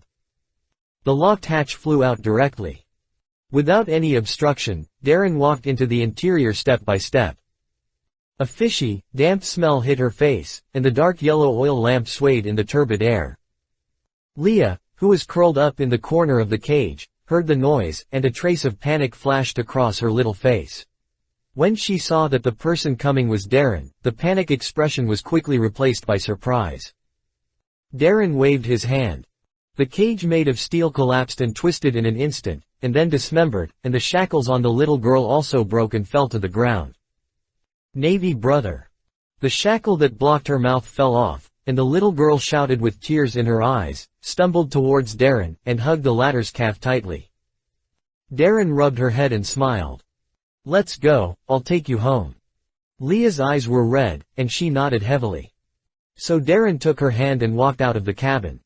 However, when Leah walked out of the cabin and saw the body strung together by steel on the deck, her little face suddenly turned pale. She subconsciously looked inside the cabin. The scary, ugly celestial dragon fell in a pool of blood. Leah couldn't help but let go of Darren's hand and took 2 steps back in fear. Suddenly, she gritted her teeth and slammed into the mast beside her. Darren reached out and grabbed her clothes, lifting her up like a kitten. What are you doing? He frowned. The little girl cried. I can't survive, right? If I survive, it will bring a lot of trouble to my Navy brother. Darren was startled and sighed. He remembered the little girl's father's action of hitting the wall before, and felt helpless. What a father and daughter. He picked up the little girl and said seriously. Since you survived, live well. Your father is waiting for you to come home. I took your money, so I must protect you. The little girl was stunned and said a little embarrassedly. But the money I paid, is very little. Darren smiled. Enough. A metal skateboard floated over, he stepped on it, and his figure gradually rose into the air. Hovering in the air, Darren held the dirty little girl in one hand, overlooking the bloody world government ship below, slowly raised his hand, opened his 5 fingers, and grabbed it from a distance. Boom. Crack, crack. Driven by the metal of the ship's hull, the entire ship was constantly compressed, collapsed, and twisted under the strange magnetic field. With a loud bang, the gunpowder and the loaded cannons in the cabin were quickly detonated, and the blazing flames shot up into the sky, like a huge fireball igniting and covering the entire ship. The hot and vast shock wave rushed towards her, making the little girl subconsciously bury her head in the chest of the naval captain, as if that was the safest place in the world. The official ship gradually sank, and the flag of the world government representing the highest authority turned into ashes in the flames. Black smoke billowed and rose into the sky. There were bursts of lightning and thunder in the thick black clouds, and the long brewing storm was about to come. In the hazy, swaying, and distorted firelight, Darren seemed to see faces looming in it, like a dream. He saw Guillaume on the street with a blank look in his eyes and a rose tightly in his hand. He saw Cake punching the wall again and again to vent his anger. He saw the man kneeling in front of him and taking out a pile of hard coin begged his man. Seeing the woman who smiled and picked up the golden pistol to commit suicide. Seeing the ugly grinning face of the celestial dragon. Face after face, picture after picture, constantly looming in the flames rising to the sky. Darren let out a long breath. In the deepest part of his heart, the feeling of frustration and boredom finally dissipated at this moment, completely. As his thoughts came to his mind, an unspeakable emotion and power surged in his chest, and he couldn't help but express it. Tear. A pale thunder suddenly tore through the dark sky and illuminated the whole world. The all-devouring storm followed one after another. The wind and clouds surged. The Navy colonel was suspended in the sky, his momentum continued to rise, and the wide cloak danced like a wild dragon behind him. A majestic, domineering, and solemn aura, as if responding to the storm between heaven and earth, burst out from his body. The world changed color. At the same time, in Darren's perception, a new project slowly emerged. Heroic Hockey, 20. The Spirit of the King was awakened. Chapter 37 World Destroyer. At the same time, on the blood-colored cliff, the towering red Earth continent seemed to be immersed in the sky. Holy Land Marihoa. Blue-roofed and white-walled buildings stand in rows, and the streets are spotlessly clean. Surrounded by vegetation, rockery, fountains and artificial gardens, grand and ancient buildings are located on a small hillside with birds singing and flowers blooming, like a fairyland. This is the land of the gods in the Holy Land of Marihoa, the residence of the noble, sacred and great gods. Suddenly, a horrified exclamation broke the tranquility of the land of the gods. How could this be possible? In a magnificent building in the land of the gods, an official who was responsible for the daily life management of the world's nobles was pale, and he sat on the ground in fear, trembling all over. His voice quickly attracted the attention of other officials. When they rushed into the main hall of the building, they almost forgot to breathe and their minds went blank as they looked at the life card that was gradually burning and turning into ashes. Saint Serds. That is the life card of Saint Serds. According to the latest intelligence, isn't he in the North Sea and just boarded the returning official ship not long ago? How could this be possible? The officials looked at each other in panic, their throats rolled, and they swallowed unconsciously, their throats dry as if on fire. The celestial dragon Serds Saint is dead. Quickly report to the 5 elders. The leading official shuddered suddenly, forced his weak body, gritted his teeth and climbed up from the ground, roaring. So the news spread quickly. The Holy Land of Mary Joaquina suddenly became a panic. CP agents in suits shuttled through the streets like ghosts, and the Holy Land guards galloped on the neat streets, frightening the residents. The officials looked in the direction of the ladder to heaven with fear, and their hearts were filled with turbulent waves. The sacred and noble celestial dragons are dead. This is the first time that a god has fallen again on this sea since the Valley of God incident 8 years ago. A certain sea area in the North Sea. The sky was dark, and the surging black clouds were rolling like a heavy wall about to collapse. The heavy rain enveloped the whole world, and the warships were tossed under the surging waves, as if they were constantly thrown up by invisible giants. Boom! Dense artillery burst out from the barrels of the warships, and flames burst out one after another. The black barrels were burned by the high temperature and glowed red. The roar and explosion of the shells burst into fierce flames on the sea in the distance, and columns of magnificent water rushed into the sky. Bondi Waldo, you can't run away. On the warship, Zhang Guo, wearing black framed glasses and a black beard tied into a braid, stepped on the bow of the ship, staring at the pirate ship in the center of the distant artillery bombardment, and roared loudly.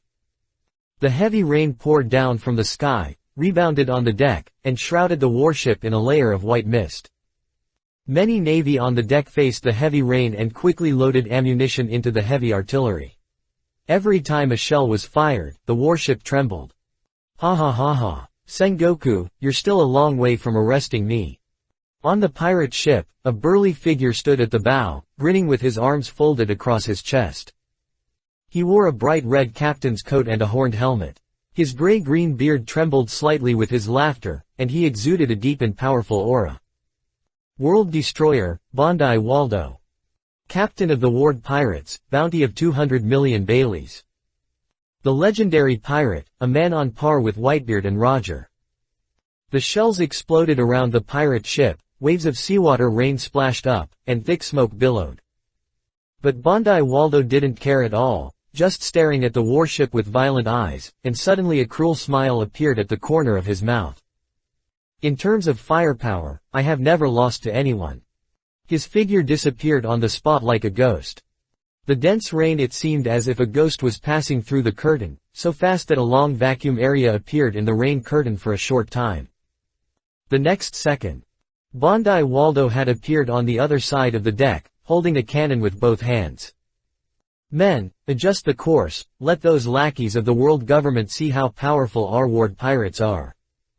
He shouted loudly. Roar. The crew members of the ward pirates showed fanaticism in their eyes, and raised their arms and shouted. In the turbulent waves, a pirate turned the rudder tightly. Attention, right full rudder. The moment the voice fell, the hull of the pirate ship made a creaking sound, and it tilted significantly in this storm and artillery bombardment. The deck suddenly became cascading, and the pirates held the slippery railings tightly to avoid falling into the sea.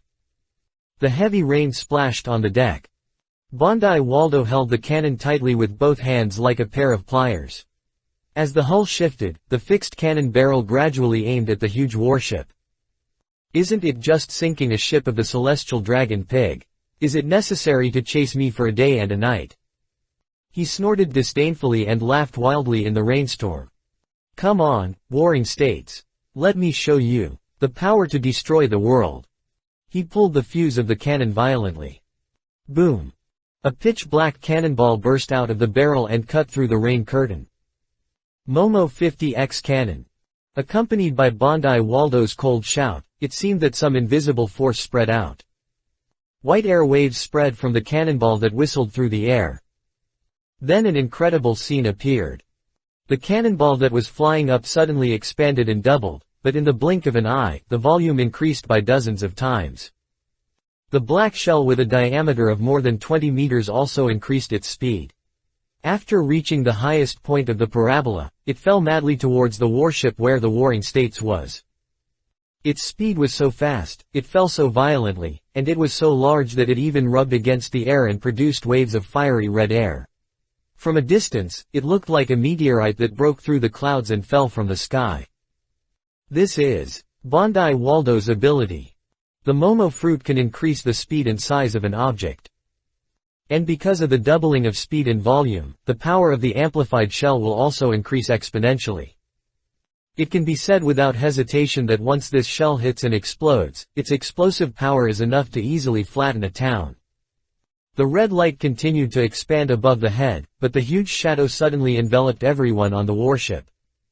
The wind and waves pressed down from the sky, and the entire warship sank, and the deck even made a crackling sound. Damn it! Zhang Guo roared with red eyes. If this shell hits the warship, the navy on board, including himself, will probably be destroyed in the raging waves of the sea. The military boot stepped heavily on the bow of the ship, and Zhang Guo's figure flew up like a shell. A magnificent and dazzling golden light suddenly lit up in the sky. The Navy was shocked to see that their Navy admiral turned into a huge golden war Buddha in an instant, and blasted a palm towards the huge shell falling from the sky. Big Buddha impact. Boom. The vast golden shock wave hit the shell heavily. After the world was silent for a second, a shocking explosion broke out in the sky. A fireball with a diameter of more than 100 meters rose up, and countless shell fragments fell towards the warship like dense rain of fire. The face of Sengoku, who regained his human form in midair, changed slightly, and he shouted angrily. Borsellino. I know. A scattered voice came out in the rainstorm, and then a golden light whistled into the sky. Yashikani no Magatama. The light bullets in the sky were like a rainstorm, constantly washing the falling shell fragments, and the surging fire completely illuminated the dim sky. In the billowing smoke, Sengoku's figure landed steadily. The strong wind blew away the smoke, and his eyes stared at the pirate ship escaping towards the distant storm. He gritted his teeth and was about to give the order to pursue. A hoarse voice suddenly sounded behind him. Stop chasing, something went wrong. Sengoku frowned. I saw a CP0 member wearing a strange patterned mask walking out of the cabin quickly. This time, the crusade against Bondi Waldo was jointly led by the CP department and the Navy, and the source of intelligence mainly came from the CP department.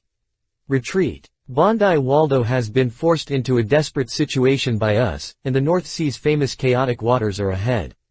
In such weather conditions, he can't escape even if he has wings. Sengoku retorted. Unexpectedly, the CP0 shook his head. Bondi Waldo is no longer important. He took out a military Den Mushi and handed it to Sengoku. An old, gloomy voice slowly came out of the military Den Mushi. Sengoku, retreat immediately. Sengoku was stunned and said subconsciously.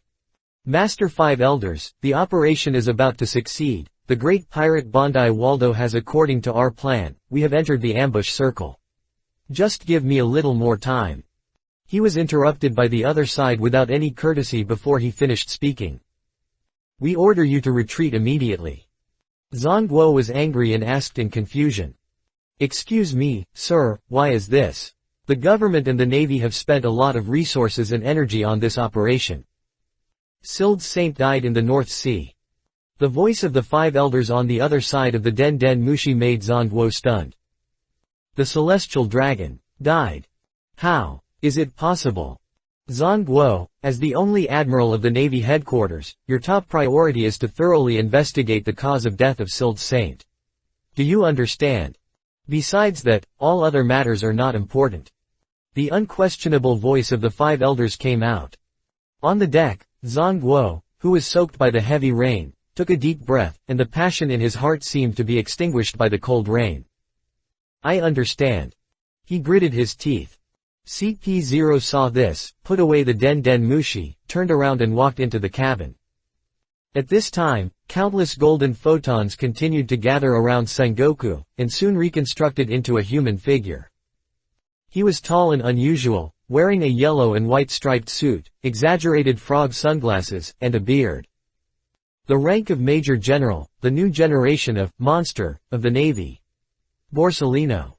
How about I continue to chase him, Admiral Sengoku? Borsellino looked at Sengoku's iron blue face and said slowly. Sengoku looked at the ward pirates who had gradually disappeared in the storm in the distance with hatred, and suddenly punched the railing hard, smashing it to pieces.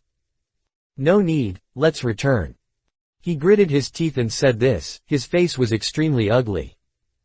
As his adjutant, Borsellino was quite capable, far exceeding the level of ordinary vice-admirals. But compared to the great pirates like Bondi Waldo who could stand on equal footing with Whitebeard and Roger, he still had a certain gap. If he was allowed to chase alone, if he failed and fell into the hands of Bondi Waldo, it would be a loss that the Navy headquarters could not afford. A future admiral, a guy with a talent as strong as a monster, could not have any accidents.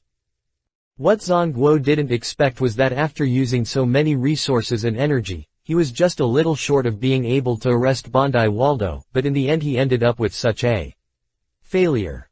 He was unwilling to accept this. But Zongguo also understood that he could not refuse the order of the world government. A celestial dragon died in the same sea area. There is only one admiral in the Navy headquarters now. It is reasonable for him to put aside all his important tasks and go to investigate. But who dares to attack the celestial dragons in the North Sea? Zhang Guo stood in the heavy rain, and the rain slapped his slightly pale face. His expression was uncertain and he fell into deep thought. Chapter 38 Steel Bone Kong and the Five Elder Stars. Late that night, Marshal Kong, who was awakened from his sleep by his personal guards, suppressed his sleep deprivation and rushed to the holy land of Marihoa on his ship overnight. He changed to the official ship of the world government on the inland river of the Red Earth continent, and then took a carriage on the way. After 3 hours of traveling, the exhausted Navy Marshal finally entered the inner city of the Holy Land of Marihoa, Penghu City. Marshal Kong was nearly 80 years old, but he did not look old or decadent at all. He was vigorous and his eyes were deep. He had a mohawk hairstyle, his gray hair stood up like steel needles, and his face was cold and resolute. His burly figure and open chest had muscles that seemed to be carved by knives and axes, with clear blocks, and against the backdrop of his bronze skin, he was filled with a rough and violent beauty.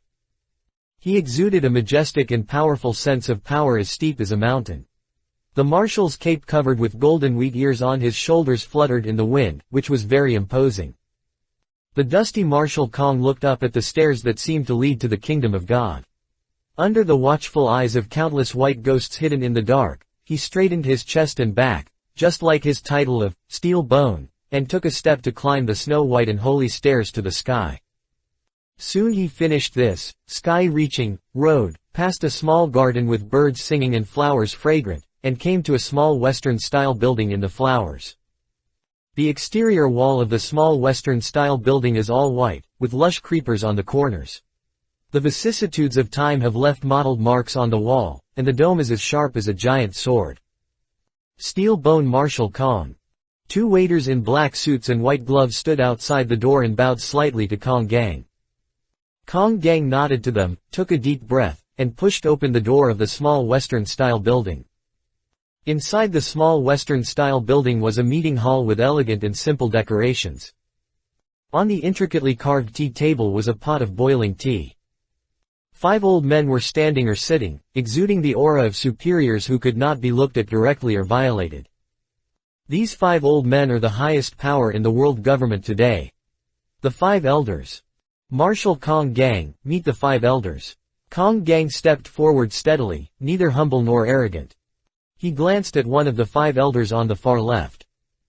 Wearing a black custom-made suit, bald, with a mustache, and a shocking scar on his face.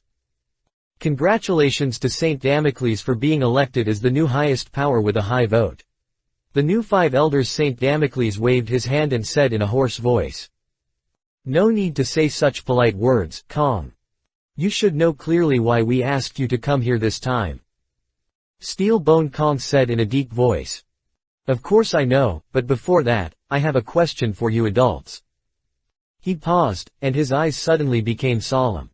Why did you bypass me, the Admiral of the Navy, and directly give the retreat order to Admiral Sengoku? The operation to arrest Bondi Valdo has been planned for a long time and is about to be successfully completed.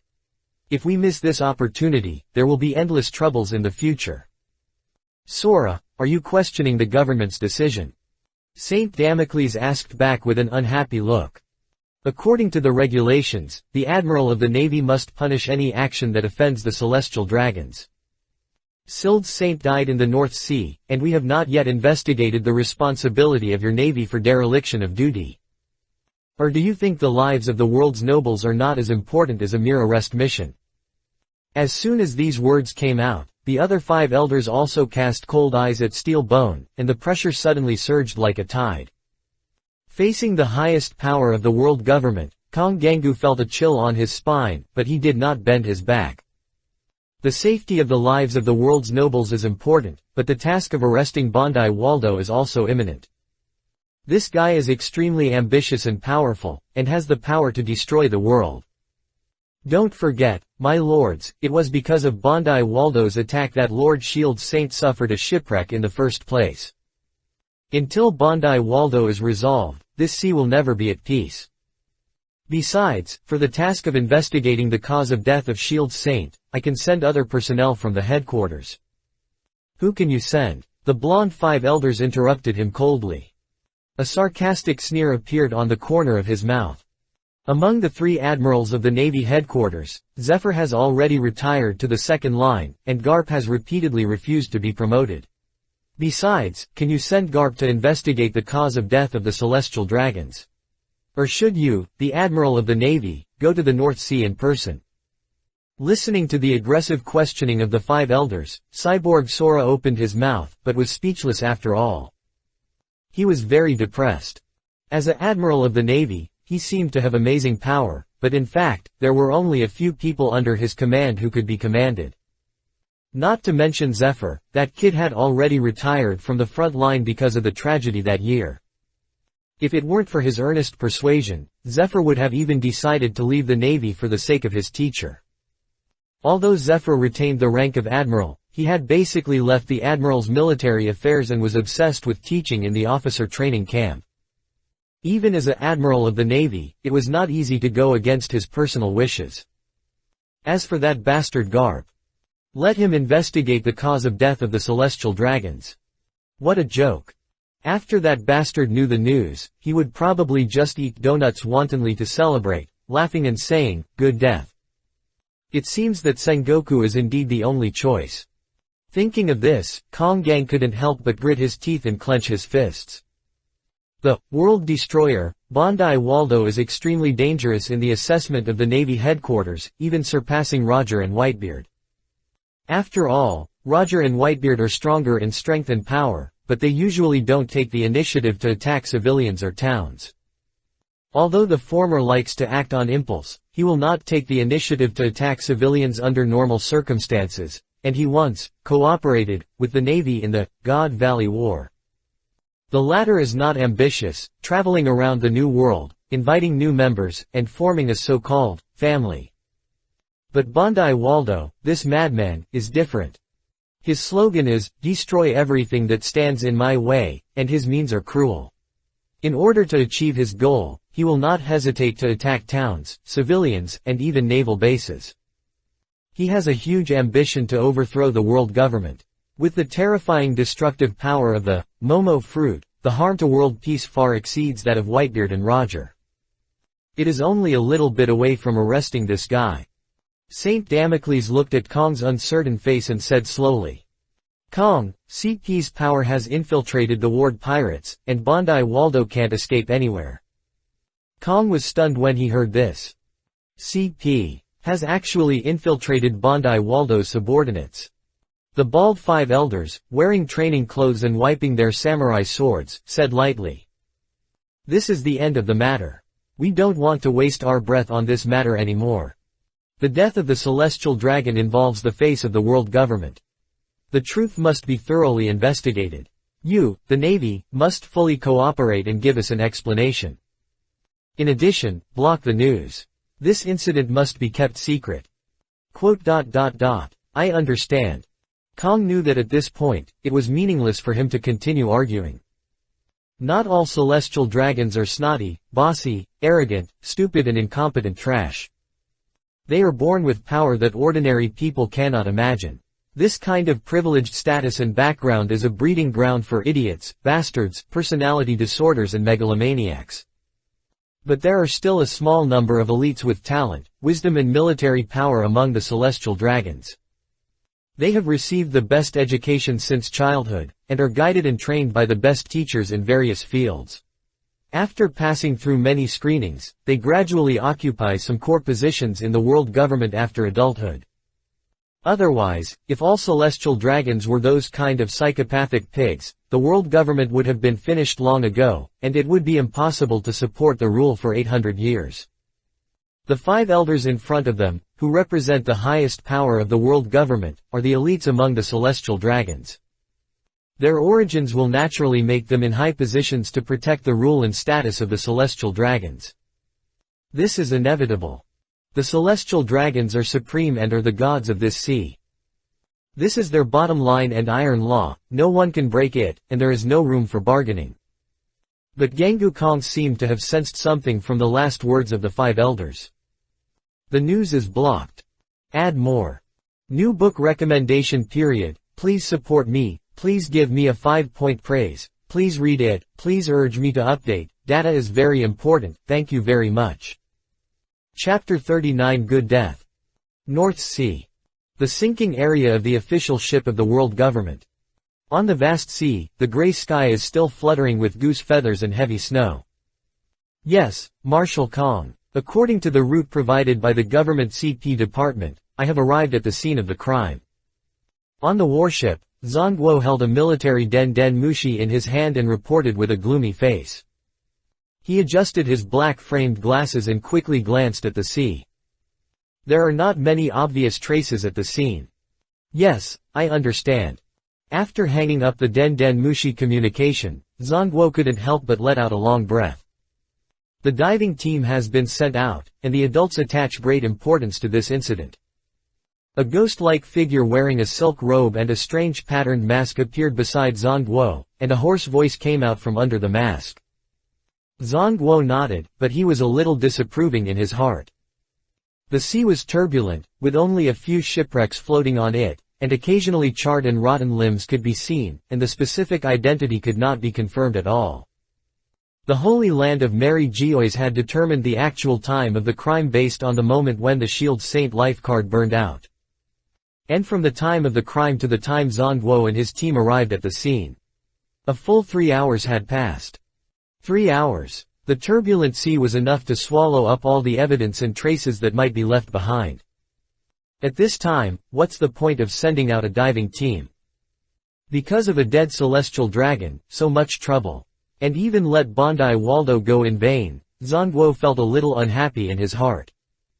However, no matter how absurd it was, this was an order issued by the world government after all.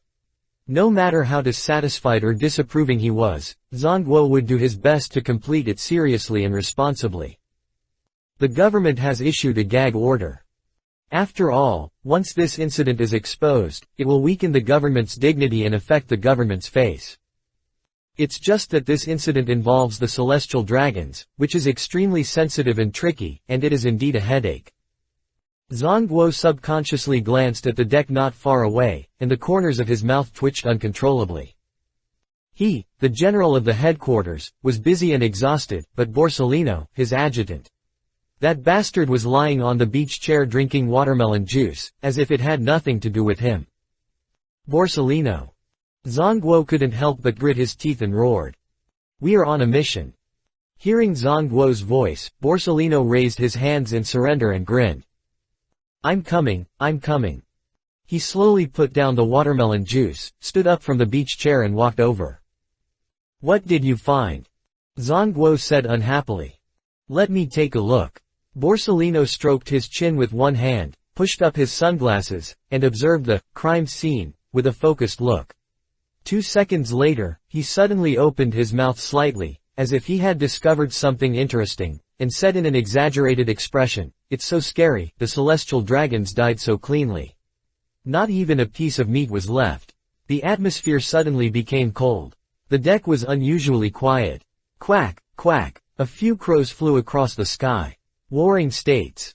CP0. All the Navy. Borsellino. Foo. Warring States. Feeling the murderous intent rising from CP0 beside him, Warring States' eyes twitched, and he tried to suppress the urge to pin the yellow monkey to the ground and beat him up, gritting his teeth and saying, Borsellino, you bastard boy. Get out of my way. Borsellino raised his hands again, his face full of innocence. Okay, okay. He walked back with regret, mumbling. You asked me to come and help. Then he lay down on the beach chair and slowly picked up the watermelon juice. There's really nothing I can do.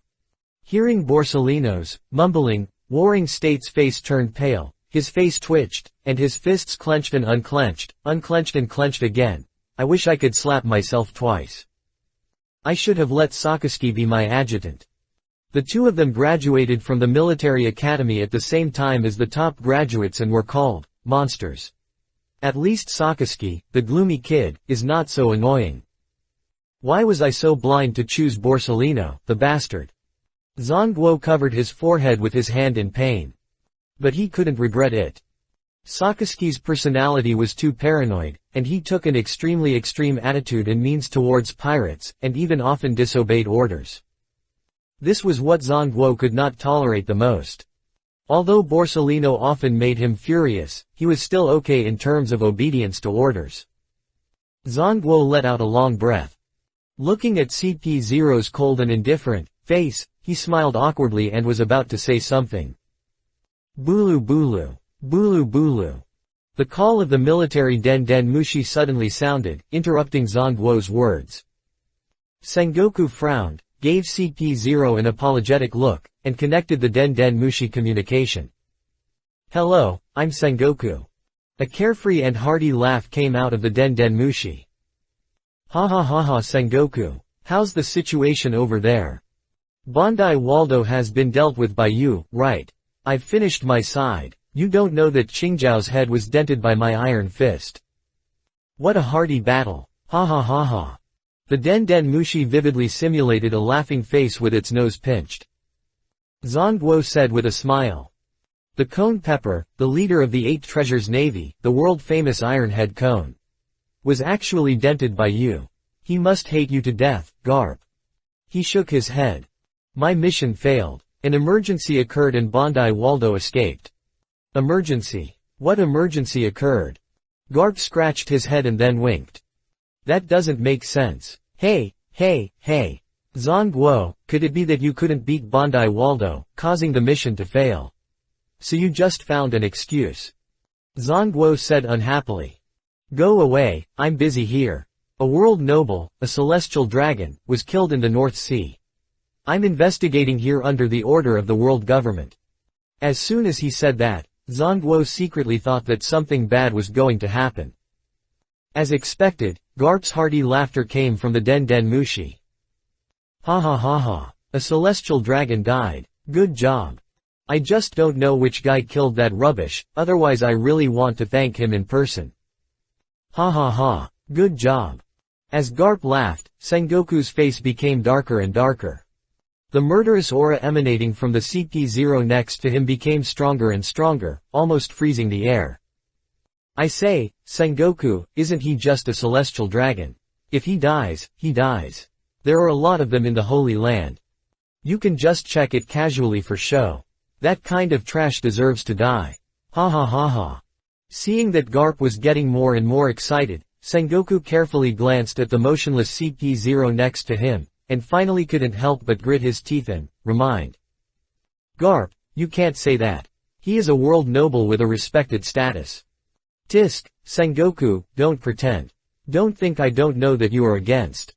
Sengoku shuddered all over, hurriedly grabbed the Den Mushi and roared. Garp, the representative of the CP0 of the world government is right next to me. The deck suddenly became quiet. A second later. Ah, what I just said doesn't count. Withdraw, withdraw. Garp, on the Den Mushi made a denial expression.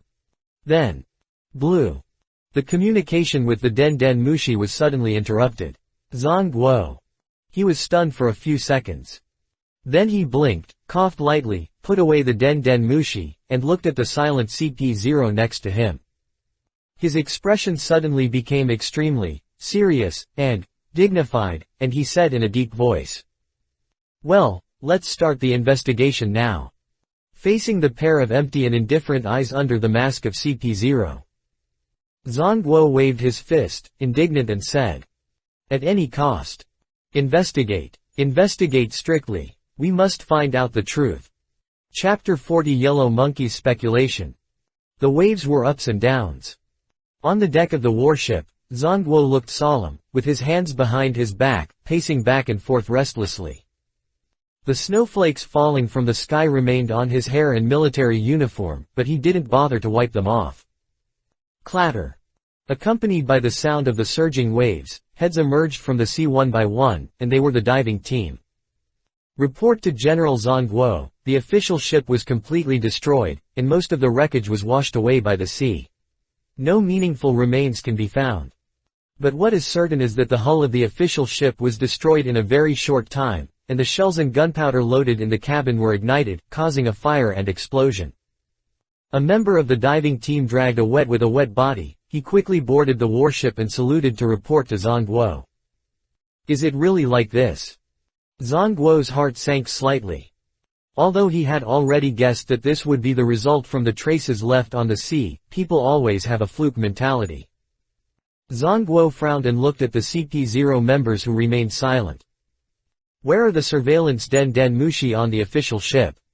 If I remember correctly, according to normal regulations, the official ships of the world government are equipped with surveillance Den Mushi to ensure the personal safety of the celestial dragons. CP0 pondered for a second and did not speak. He just turned around and walked towards the cabin. Zhang Guo was stunned when he saw this, and instantly understood something, and quickly followed. After they entered the cabin, closed the cabin door, and made sure that there was no one around, the CP0 members slowly took out a video Den Mushi from their arms and placed it on the table. The official ship is indeed equipped with a surveillance Den Mushi. Under normal circumstances, as long as someone boards the official ship, they will be immediately recorded in the surveillance video of the Den Mushi. CP0 said in a low voice, and the mask with strange patterns stared blankly at Zhang Guo while speaking, making the latter feel inexplicably uncomfortable. This is the actual video at that time. Zhang Guo subconsciously stretched out his hand and wanted to open the video Den Mushi to play the video. The CP0 suddenly stepped forward, pressed Zhang Guo's hand, and said coldly, "This video involves the privacy of the world government and the world's nobles. No matter what you see in it, it must not be spread." Zhang Guo glanced at him. "Of course I know." CP0 then retracted his hand wearing a white glove. Then, with the projection of the video Den Mushi started, a hazy white light soon lit up in the dim cabin. Several surveillance pictures from different angles appeared in front of Zhang Guo at the same time. The first thing that came into view was a harbor that looked like a white crescent moon. Because of the clearing, the originally bustling harbor seemed a little deserted. The sky in the background was gray and snowing heavily, exuding a sad atmosphere. Zhang Guo saw from a surveillance screen that several CP1 members in black suits carried heavy boxes into the main cabin. Next, the celestial dragon Shield Saint, wearing a glass cover on his head, walked up to the official ship with a proud look under the escort of several CP1s. The sails on the mast of the official ship were hoisted and clicked, and under the encouragement of the sea breeze, it sailed out of the harbor. In the surveillance screens from different angles, Zhang Guo saw a little girl with red eyes crying, her hands and feet were shackled, and she was dragged into an independent cabin by CP members roughly, curled up in a dark corner in despair and helplessness. He saw the CP1 members on the deck, smoking and flirting with each other with a relaxed look. He saw the mountains of gold and silver treasures in the main cabin. He saw the celestial dragons torturing a woman with a long whip and dancing excitedly accompanied by the music of the saxophone. In just a few short pictures, he saw the heaven and hell on earth. Extravagance and bloody cruelty. Glamorous and beautiful and desperate and cold. Just separated by a wall. Strongly contrasting pictures appeared in front of Zhang Guo at the same time. What he didn't realize was that his fists had been clenched tightly without knowing when. Suddenly, the surveillance video freezes, and then turns into countless snowflakes. Zhang Guo was stunned. Where is the next surveillance video? He finally came to his senses, took a deep breath to suppress the discomfort in his heart, and asked in a stiff tone. A hoarse and cold voice came from under the mask of CP0. This is all the surveillance video. The surveillance Den Mushi on the official ship. In just a moment, the Den Mushi signal transmitted by the surveillance Den Mushi on the official ship was directly interrupted, and the picture disappeared completely. Zhang Guo's heart suddenly jumped, and he blurted out. In other words, in less than a second, the entire official ship was sunk and everyone on the ship was killed. The moment he said this, even he felt a little unbelievable. With the wide distribution of surveillance Den Mushi on the official ships of the world government, the possibility of anyone sneaking into them is completely eliminated. But even if someone really dared to attack the celestial dragons, he would face the obstruction of the CP members on the ship. Although CP-1 is mainly responsible for intelligence collection and analysis in the CP sequence, they are elites who have received special training from the government. If nothing else, at least everyone has the combat power that is not inferior to the school-level officers of the Navy headquarters. Under their obstruction, the surveillance Den Den Mushi would at least capture the attacker's appearance or figure. But the surveillance video in front of him was interrupted in an instant. With Warring States vision, there was only one reason that could cause this result. When no one could react, the attacker destroyed the entire official ship in an instant at a distance beyond the range of the surveillance Den Den Mushi. CP0 did not speak.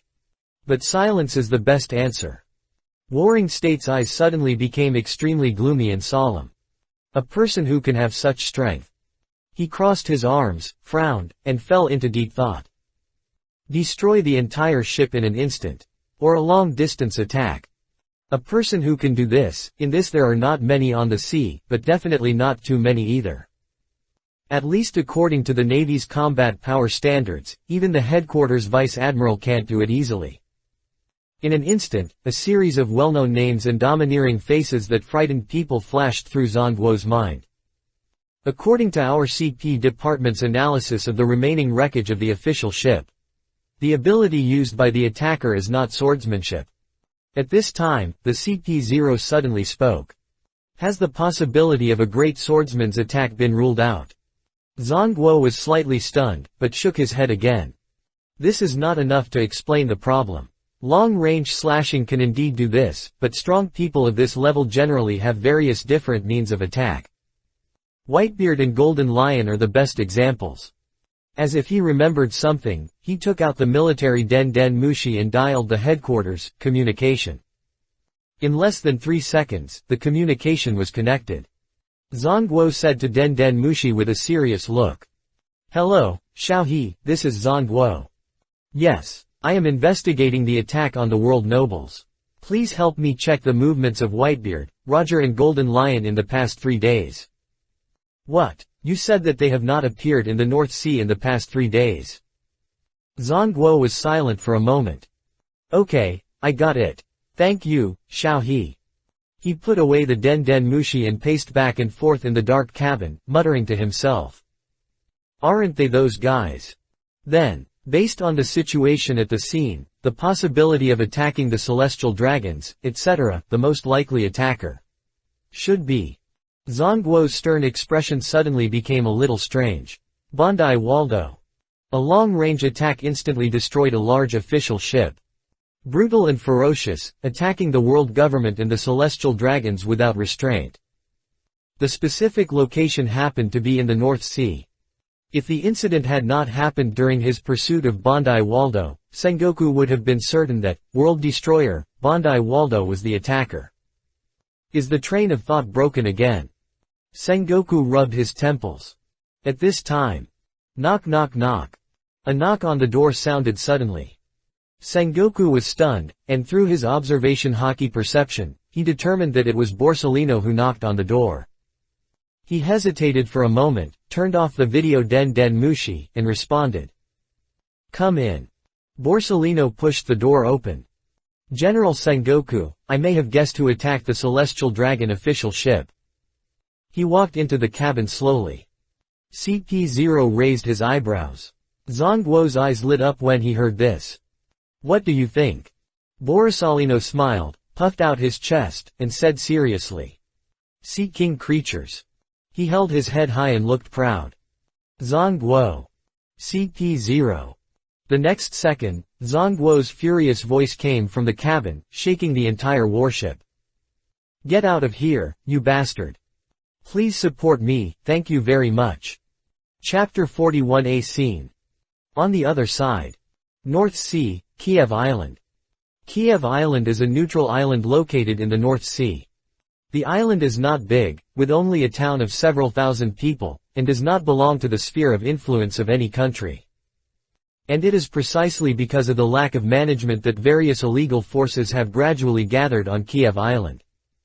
Thieves are rampant, mafia is rampant, pirate ships are docked at the shabby port unscrupulously, and gunshots are heard from time to time on the street. Darren and Flying Squirrel stood at the port smoking, and the black hooded coats on their bodies almost completely covered their figures, making it impossible to identify their identities. The bustling crowd was moving on the port dock, and the sounds of quarrels, hawking and goods dragging on the ground filled the surroundings. The port dock was stinking. There were stinky fish, rotten fruits, expired spices, feces and even corpses floating on the coast, and the smell that entered the nostrils was simply hell. Is everything arranged? Darren narrowed his eyes and stared at the merchant ship that was gradually leaving the port, puffing out smoke while asking. Yes, I didn't show up. It was handed over to the caravan by a mafia force under our control. No one could trace us. She will go to a new place and start a new life. Flying Squirrel said in a low voice with a serious look. Under his seemingly calm face, his heart was beating very fast. Don't be so nervous. Darren noticed the strangeness of Flying Squirrel, turned around and patted his shoulder with a smile. Except for her, there is no one alive on that ship. Even if the higher-ups really launched an investigation, they would not be able to find any clues. For this world, the little girl selling flowers has sunk into the sea with the official ship. Flying Squirrel took a deep puff of cigarette and couldn't help rolling his eyes. You said it lightly. When thinking of the feat that this guy had done, Flying Squirrel was still nervous and sweaty in his palms even now. That's a celestial dragon. The god, with supreme power and status. But then again, after learning that Darren's god-killing operation was successful, he also felt an indescribable joy in his heart. In his mind, the innocent and clear smile on the little girl's face just now emerged. Perhaps, for such a smile, such a risk is worth it. Darren, you are right.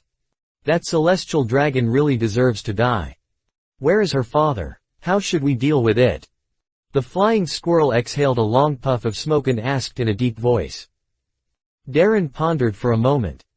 It is estimated that it will not take long before the higher-ups will send people to Batia Island to investigate, so the truth cannot be told to her father. We need him to cooperate in a play. The Flying Squirrel's pupils shrank slightly. Investigation. Didn't you say that they can't find any clues? Darren sneered. They can't find it. He used the power of the magnetic fruit to directly block the signal of the monitoring telephone bug. Even if the government investigates the surveillance video afterwards, they will only find that the line is suddenly interrupted. In this case, the conclusion they draw from this will be that the entire official ship was destroyed in an instant. In this way, the focus of their investigation will naturally shift to those powerful people with terrifying strength. I am just a mere colonel of the headquarters, and I can't be suspected anyway. But no matter what, the investigation team has to pretend to be so that they can give an explanation to the government. The Flying Squirrel suddenly realized, and then frowned again. Do you think the government will continue to investigate? Darren shook his head. Impossible, they don't have such patience. The most important thing is that this Tianlong incident is still confidential. Except for the members of the investigation team and the senior management of the headquarters, no one knows about it. Since no one knows, the government naturally doesn't have much political pressure. This Tianlong incident is different from the Shampoo Islands incident in the original plot. In the original plot, Luffy, the Straw Hat Boy, fought against the Celestial Dragons in public. Everyone on the island knew that the Celestial Dragons were offended and attacked. Under political pressure, the world government had to take severe measures. The Navy Admiral was dispatched, and Kizaru's punishment of the Straw Hat Pirates ended in failure, and he could only capture 500 unlucky pirates. But this time is different. No one knows that a celestial dragon died. The clues and evidence were completely blocked by himself. The final outcome of the investigation will only be a hasty conclusion. Listening to Darren's analysis, the Flying Squirrel couldn't help but sigh. I really don't know how your head grows. You are from the North Sea, but you have such a clear understanding and analysis of the top leaders. It's just that if the investigation is carried out at that time, Cake and Guion are likely to guess something. Aren't you afraid that they will be exposed? He turned his head to look at Darren, his tone vaguely revealing worry. No matter what, for the North Sea Navy, Guillaume and the other two are outsiders, after all. Not to mention that they didn't have a good impression of Darren from the beginning. Darren smiled. Even if they guessed something, they dare not say it, let alone say it. He looked at the dirty and black harbor in front of him, with a comfortable expression, as if he should be here. They are good people, better than me, better than you, and even better than most people in this world. They are too clean and clear. This is their greatest advantage and their greatest weakness. I did what they wanted to do but didn't dare to do, so they naturally wouldn't say anything. And once they made a choice. The Navy captain's eyes suddenly became meaningful. They are tied to our ship. The flying squirrel was shocked, took a deep breath, and then couldn't help but smile bitterly. Did you use them all? You are really a devil. Darren smiled indifferently. Flying squirrel, do you know? Life, I mean real life, has never been a war between good and evil, but a choice between big evil and small evil. This world has long been upside down, and pure justice has no soil to survive. Most of the Navy either swallow their anger and become the government's watchdog, or can only watch the crime happen, unable to change it, and finally incompetent and furious. But unfortunately, I don't want to be a dog, nor do I want to be a bystander. He turned his eyes and looked at his adjutant, comrade in arms and partner who had followed him for many years. His eyes were extremely defiant. All this will change one day. But before that, I must be a devil. He exhaled a dragon-like smoke and said meaningfully. Because we have already lived in hell. The flying squirrel listened to these words in a daze and remained silent. After speaking, he showed a relaxed look again, put out the cigarette, and stretched his waist. Let's go back and greet our warring States General. He said with a smile. Batia Island. A huge warship with scars slowly approached the shore. The bow of the warship was in the shape of a big Buddha, and the deck was stationed with stern-looking Navy soldiers, who looked like the most elite troops in the Navy. The civilians and caravans at the port were stunned, staring blankly at this huge ship loaded with super-large artillery and exuding a solemn atmosphere of war. They subconsciously retreated and dispersed, shocked in their hearts. This is just like a war fortress floating on the sea. Zhongguo led a group of Navy officers down from the deck, and the masked CP-0 member was hidden in the crowd. This island. Zhongguo looked at the blue-roofed and white-walled architectural style on Batia Island and couldn't help frowning. A personal soldier walked up to him and whispered in his ear. So that's it. Zhongguo sighed in his heart. Although he was somewhat disgusted with the style of the Batia Island municipal government, he could only shake his head helplessly. Tap tap tap. At this time, a burst of hurried footsteps came from the end of the street. Zhongguo looked up and soon a soft smile bloomed on his face. I saw Guillaume and Cake, leading hundreds of Navy officers, rushing over. General Sengoku. The two came to Sengoku and saluted solemnly. When the voice fell, the people watching around were all shocked. This uncle with black framed glasses and a strange seagull hat, who was not good-looking, turned out to be the admiral of the Navy headquarters. The highest combat power of the world government. Well, very good, you have come to the North Sea and grown a lot. Sengoku looked at Guillaume and the other person in front of him, and his eyes gradually filled with admiration. In his observation hockey perception, the aura of Guillaume and Kaji was much stronger than when they left Marineford. It can be seen that Darren, that stinky boy, is still very attentive to you. Speaking of this name, both Kaji and Guillaume flashed dissatisfaction and anger on their faces. But then again, why are there only two of you? Where are Darren and Flying Squirrel? Zhongguo looked around and asked. As soon as he finished speaking, a voice with a chuckle came from the other side of the street. General Zhongguo is here in Beihai. It is an honor for Beihai. Everyone looked in the direction of the voice. Darren and Flying Squirrel, both in military uniforms, walked over quickly. However, at the moment Darren appeared, Zhongguo clearly discovered from his observation hockey that the people on Batia Island looked at Darren with anger, resentment, and fear. They looked angry but dared not speak. This is Zhang frowned slightly. Add more, please do everything. Chapter 42 Consensus. Batia Island. City Hall Office, Meeting Room. The rest of the people had left the meeting room sensibly, leaving only Darren, Flying Squirrel, Gion, Sengoku and Borsellino seated. This was an internal meeting of the North Sea Navy. Darren lit a cigar, glanced at Borsellino wearing toed sunglasses, turned to look at Sengoku, and smiled. I wonder how the campaign of Admiral Sengoku to attack Bondi Valdo went. Looking at the admiral in front of him with a frustrated expression, Darren felt a little funny. 2 of the 3 admirals of the Navy headquarters were vacant, Zephyr devoted himself to teaching, and Garp refused to be promoted, so basically all the trivial matters and troubles fell on Sengoku alone. What a big injustice. Sengoku shook his head and said. Something happened on the way, and the mission was interrupted. He picked up the teacup and took a sip, his deep eyes swept across the faces of everyone on the scene, and his expression gradually became serious and cold. The reason why I came here this time is because of this matter.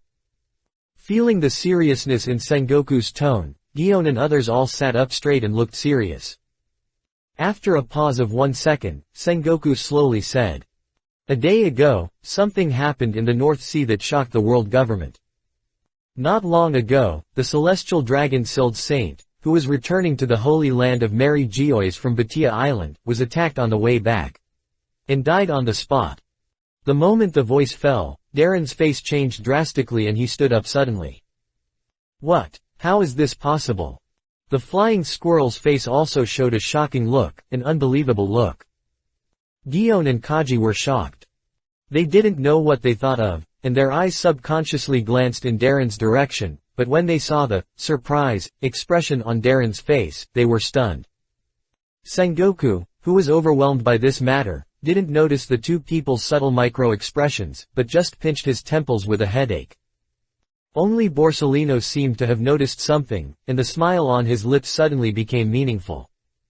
The attack on the celestial dragons is still confidential, but I have received an order from the government to conduct a thorough investigation of the matter. Zhang sighed. But according to the surveillance Den Mushi video on the official ship, no clues have been found for the time being. But it can be inferred that the attacker's strength is extremely amazing. The world government's guards didn't have time to react at all, and the official ship was directly sunk. This is the relevant information. Zhang took out a document and handed it to Darren. Darren took it and quickly scanned it. He couldn't help but mutter, destroy the official ship in an instant. Such combat power, even in the Grand Line, there are not many people who can do it, let alone in a small place like the North Sea. He handed the document to Flying Squirrel and others one by one. Flying Squirrel also read it quickly. Although he had expected it, he was shocked. The intelligence content described in this document and the direction of the Warring States General's investigation were exactly the same as Darren's analysis. General Zhang, have you identified the suspect? At this time, Darren spoke in a deep voice. Since this happened in the North Sea, I must also bear part of the responsibility. I and the North Sea Navy are willing to cooperate with your work unconditionally. Zhang was very satisfied with Darren's attitude and nodded. Well, it was a wise decision to hand over the North Sea Navy to you. It's just that I have checked the suspects with this ability, but I haven't gained anything yet. This time I came to Batia Island to further investigate. After all, considering the cause and effect, Sild Saint himself set out from Batia Island to return to the holy land of Mary Geois. I see. Darren suddenly realized and nodded in agreement. You were responsible for the escort of Sild Saint on Batia Island. Zhang tapped the conference table with his fingers lightly. Before Sild Saint set sail, did you find that he met any strange people or strange things on the island? After the voice fell, Zhang saw that Gion and Kaji's faces changed for a moment, and they seemed to be hesitant to speak. To be honest, General Zhang. Darren spoke slowly at this time, with an extremely complicated expression. Before Sild Saint set sail, something did happen. Oh. Zhang raised his eyebrows, what happened? Gion and Kaji turned their heads suddenly and looked at Darren in surprise. The Navy captain sighed. That was a very unfortunate thing. He considered his tone and slowly told the story of the father and daughter selling flowers on Batia Island. Bang!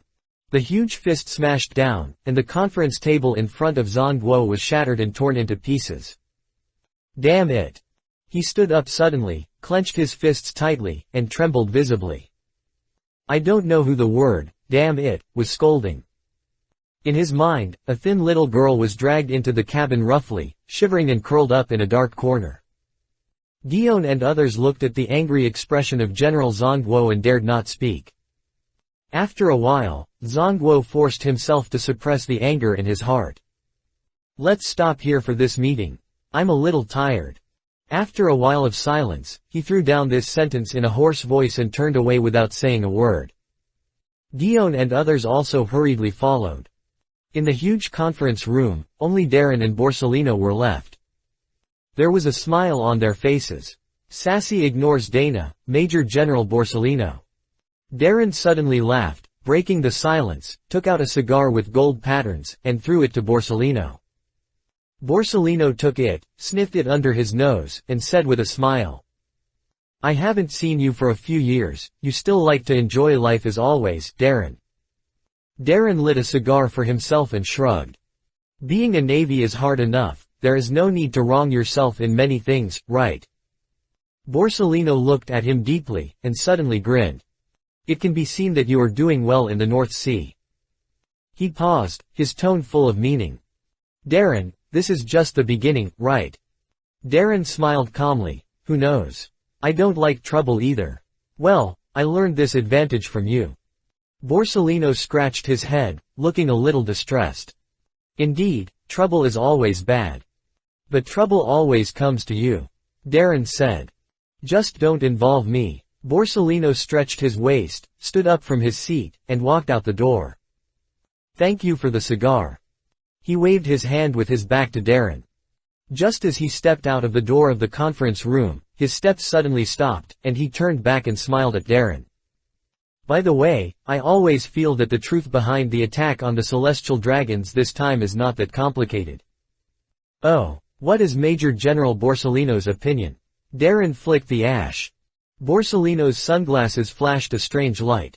I think it's very likely that it was just attacked by a sea king. After all, such a huge ship is very conspicuous. This is an accident, what do you think, Darren? Silence. Dead silence. Borsellino stared at the naval colonel who was sitting there smoking, as if he wanted to see something from the latter's face. However, Darren just said lightly. Major General Borsellino has a good opinion, I think so too. The two looked at each other for a long time. Then they laughed at the same time. Like two cunning foxes. Chapter 43 Eliminate all impossibilities. The next day. Batia Island, city government meeting room. After a day of intelligence collection and investigation, the final investigation meeting on the attack on the celestial dragons officially began. Everyone sat down. The meeting room was very quiet, and you could hear a pin drop. Only the sound of Zhang Guo flipping through the intelligence documents was heard. Everyone else remained silent and waited quietly. A few minutes later, Zhang Guo closed the file, raised his head, and glanced at everyone. Tell me your opinions. He pinched his temple and said. Everyone looked at each other, and finally Borsellino was the first to speak. He said with a smile. I still hold the same view. According to the surveillance video, this incident is most likely just an accident. Although the probability of a Sea King attack is not high, it is not impossible. Warring States rolled his eyes and ignored the idiot's words. He turned to look at the highest commander of the North Sea Navy. Darren, what do you think? Darren considered the wording and said in a deep voice. General Warring States, I agree with Major General Borsellino's idea. There is a saying in my hometown. When you rule out all impossible situations, the remaining, no matter how unbelievable, it is the fact. In fact, there is no strong person in the North Sea who can destroy the official ship of the world government in an instant. We have also ruled out other possible characters. In this case, the only reasonable answer is undoubtedly the attack of Sea Kings. Warring States frowned. At this time, Darren suddenly looked at Gion and Kaji.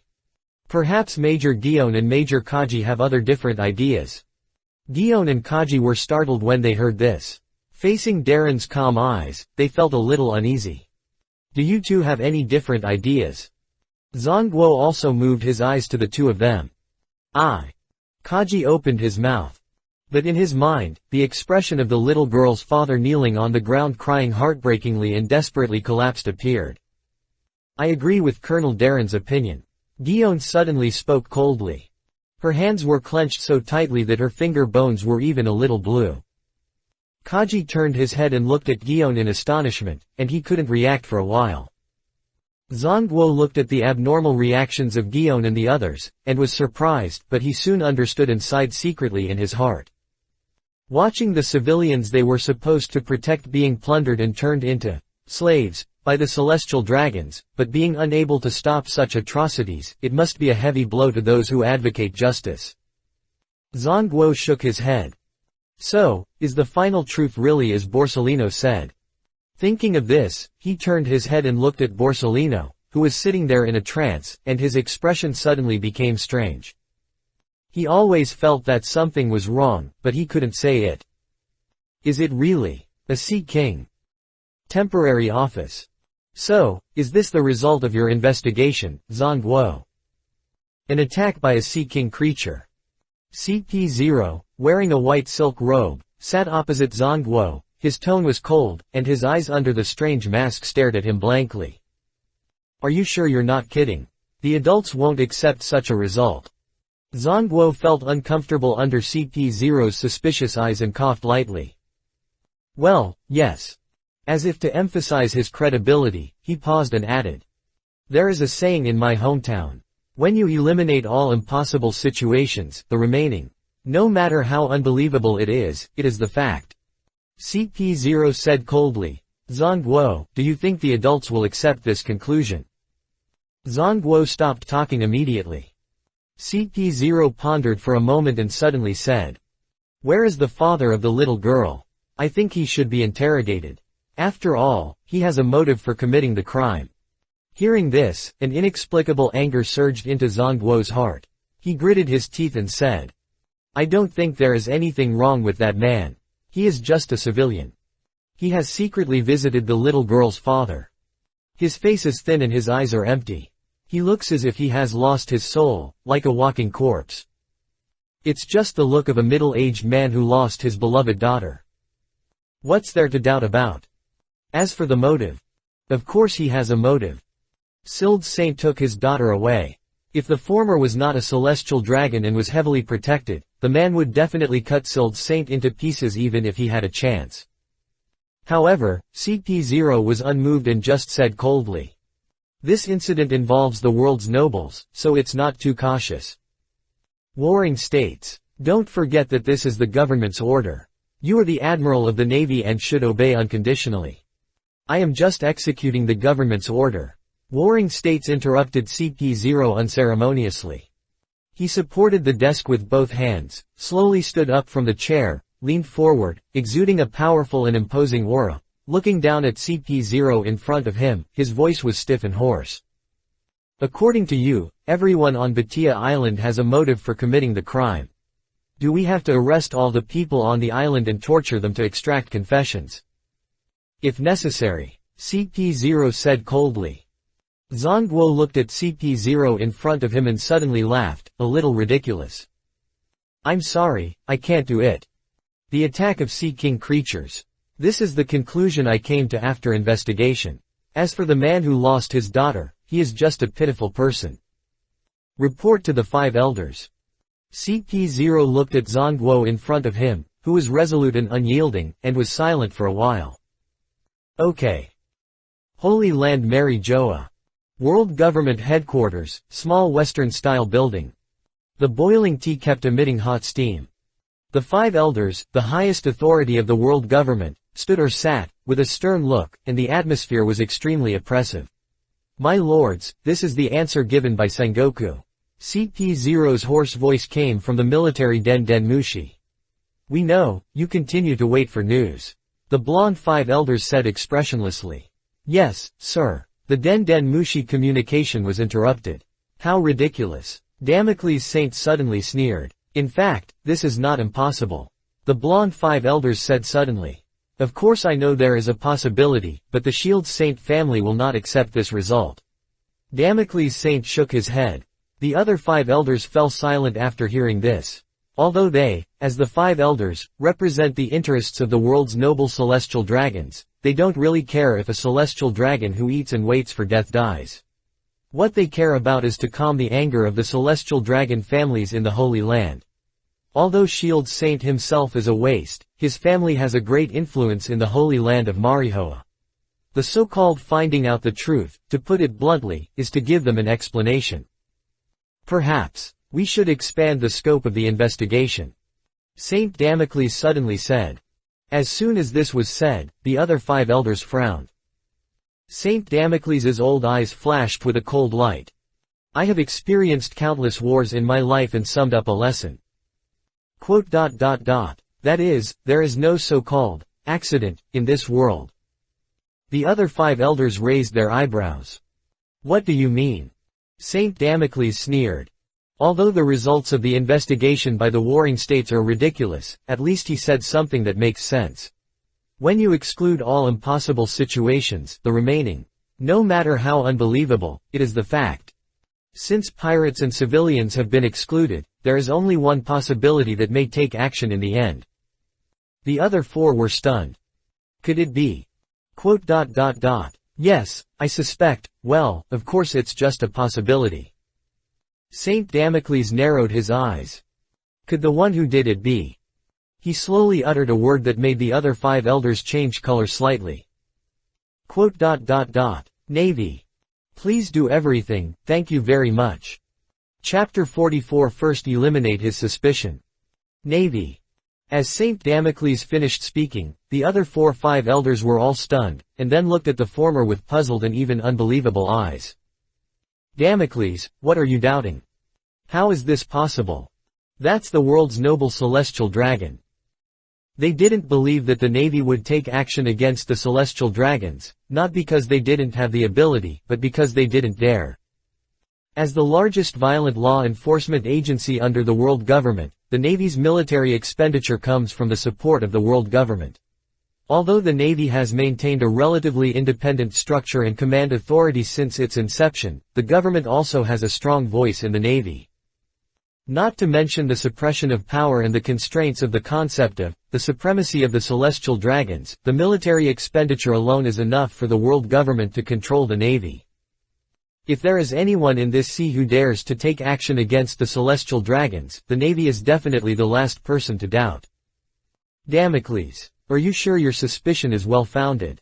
Once the suspicion is established, the nature of many things will change. This is an extremely sensitive topic. At this time, the bald five elders who had been concentrating on wiping the long sword in his hand suddenly spoke in a hoarse voice. He sat cross-legged in a samurai uniform, and the long sword with purple-black flame patterns was placed horizontally on his knees, flashing a cold light under the lights of the small Western-style building. A peerless demon sword. As he spoke, he raised his head, gently wiped the magic sword with his skinny arm with exposed veins, and stared at Saint Damocles with his cloudy and sinister eyes under his frameless glasses, his best friend who grew up together and received elite education together. My colleagues, I know your concerns. Saint Damocles said lightly. The short body actually exuded a sense of ambition to swallow the world, and the momentum was like a mountain rising from the ground, constantly rising. On the surface it seems that the Navy does not have the possibility of attacking and killing the celestial dragons, but this is not absolute. He sneered. After all, there are many stupid guys in the Navy who insist on their ridiculous righteousness. And the most important point is that our compatriots sometimes do things that anger the heavens and the people. This is the basis for suspicion. As soon as this was said, the other five elders looked at him sideways. Damocles, what do you mean? Don't forget that the power and status you have now are also jointly elected by the blood of our compatriots. Pay attention to your attitude. Saint Damocles looked at them calmly and said slowly, I don't mean to belittle, I just talk about the facts. I was born in the weakest and most profound clan among the 19 clans of the celestial dragons. I climbed all the way up to the current position. I know and understand our compatriots better than anyone else. Don't you think so? Others were silent after hearing this. In fact, they also knew the bad nature of the so-called celestial dragons. A person who has huge wealth, supreme power and status since birth can stand at the top of the world without any effort. Effort, character, struggle. These are naturally not within the scope of their life goals. What they need to do, what they are keen on doing, is to constantly look for all kinds of fun, and the bottom line is broken again and again, and finally even reaches the level of pathology, distortion and absurdity. Sometimes, the 5 elders can't stand the bad behavior of those world nobles, and they are disgusted, but because of the face of their own race and the political pressure of the Holy Land, they can't express their attitude and just turn a blind eye. Damocles. There is no problem with investigating the Navy, but the investigation must be cautious. At this time, the 5 elders Solomon, who was wearing a samurai uniform, gently pressed the handle of the demon's sword and said in a hoarse voice, "And there must be a limit." Seeing his best friend take the lead in expressing his opinion, Saint Damocles laughed. He understood the meaning behind Saint Solomon's words. It mainly contains 2 meanings. First, you can check, but you must check carefully and secretly. Second, there must be a degree, just about enough, otherwise it will cause backlash. So he slowly said, "This is natural, because the matter of letting the warring states retreat has made Kong that guy quite dissatisfied. If the Navy knows that we are investigating them at this time, I am afraid it will cause a lot of backlash. Of course, there may be no results in the end of the investigation. After all, we are just considering a potential possibility, and I will not hold on to this matter."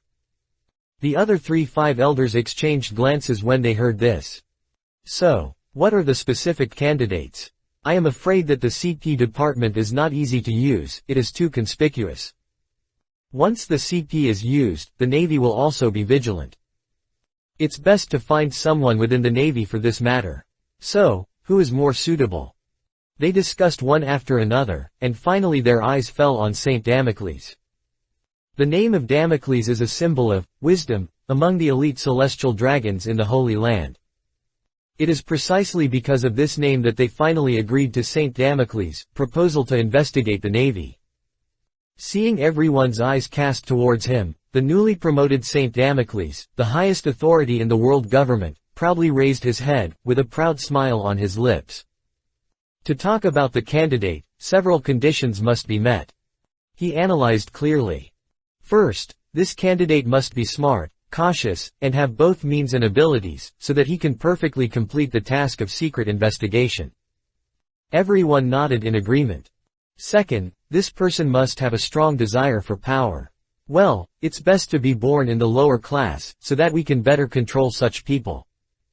The other 5 elders agreed and laughed. Third, this person must not have that disgusting, righteous, smell. Saint Damocles spoke eloquently, with wisdom shining in his old eyes. And most importantly, the most ideal state is that this person has a very bad reputation among the people, a bad reputation, and is servile to the world's nobles, so that he can be eliminated as a suspect first.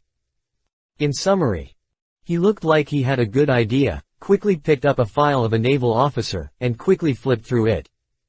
At a certain moment, Saint Damocles slapped a page of the file with one hand.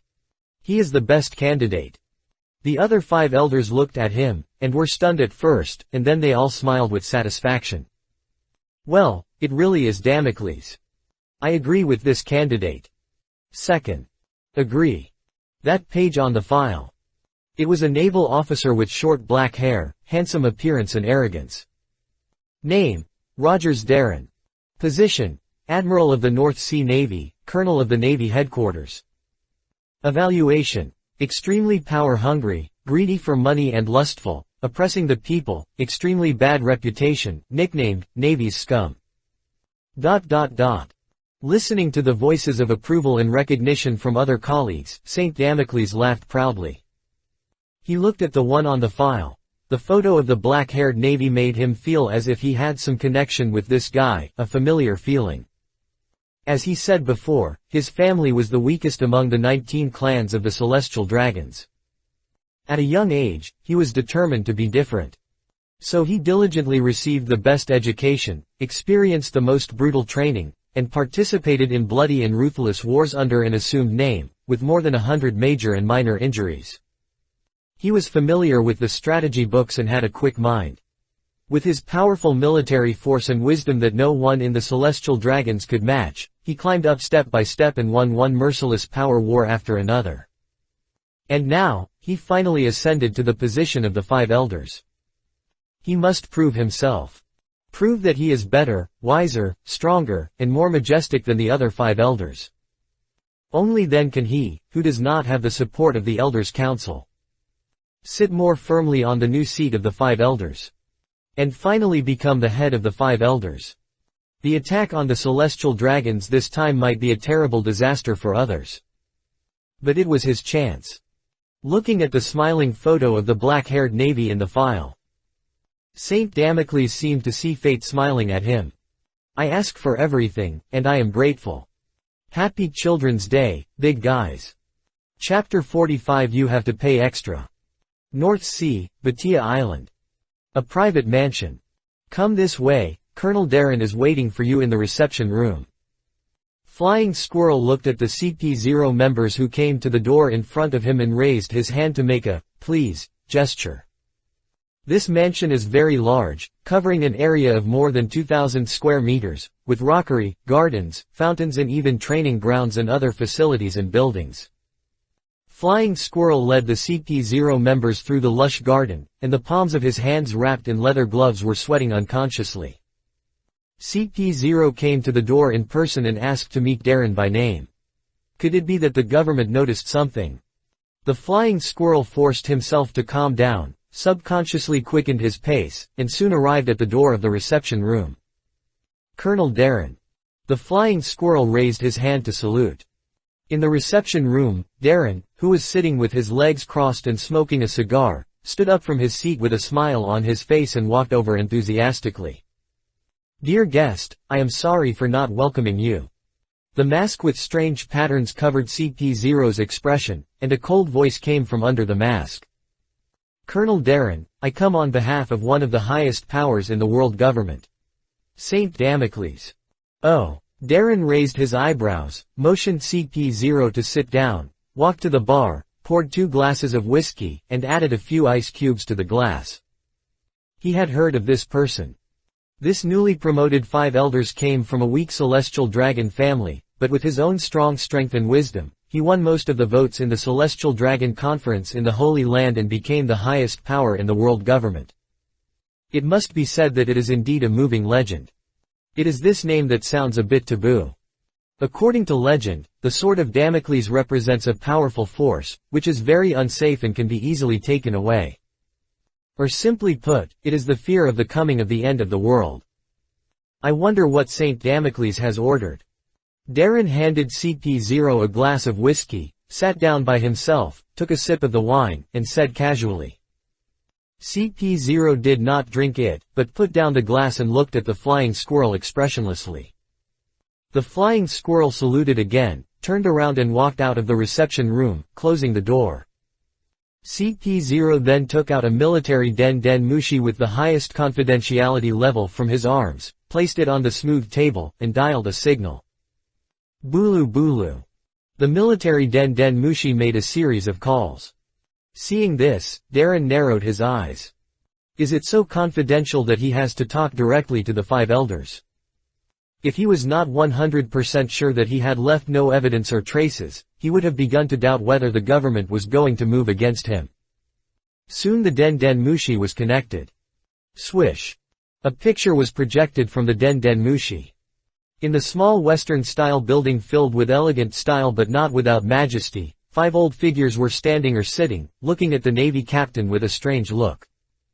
Seeing this, Darren immediately put down his wine glass in fear, stood up from his chair, bowed slightly and said, Colonel of the Navy Headquarters, Admiral of the North Sea Rogers Darren, greets the 5 elders. Seeing Darren's actions, the 5 elders sneered. Okay, stop acting here. We all know what kind of person you are. The notorious scum in the Navy. Darren smiled slightly. Thank you, my lords.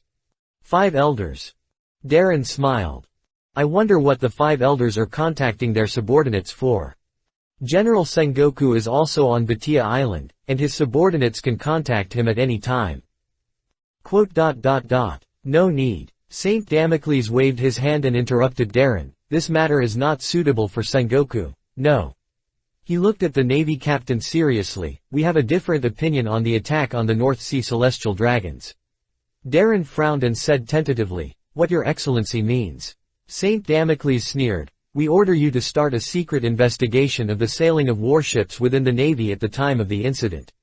And all naval movements with flying or near-flying capabilities. You are the highest commander of the North Sea Navy. It should not be difficult to find out this information.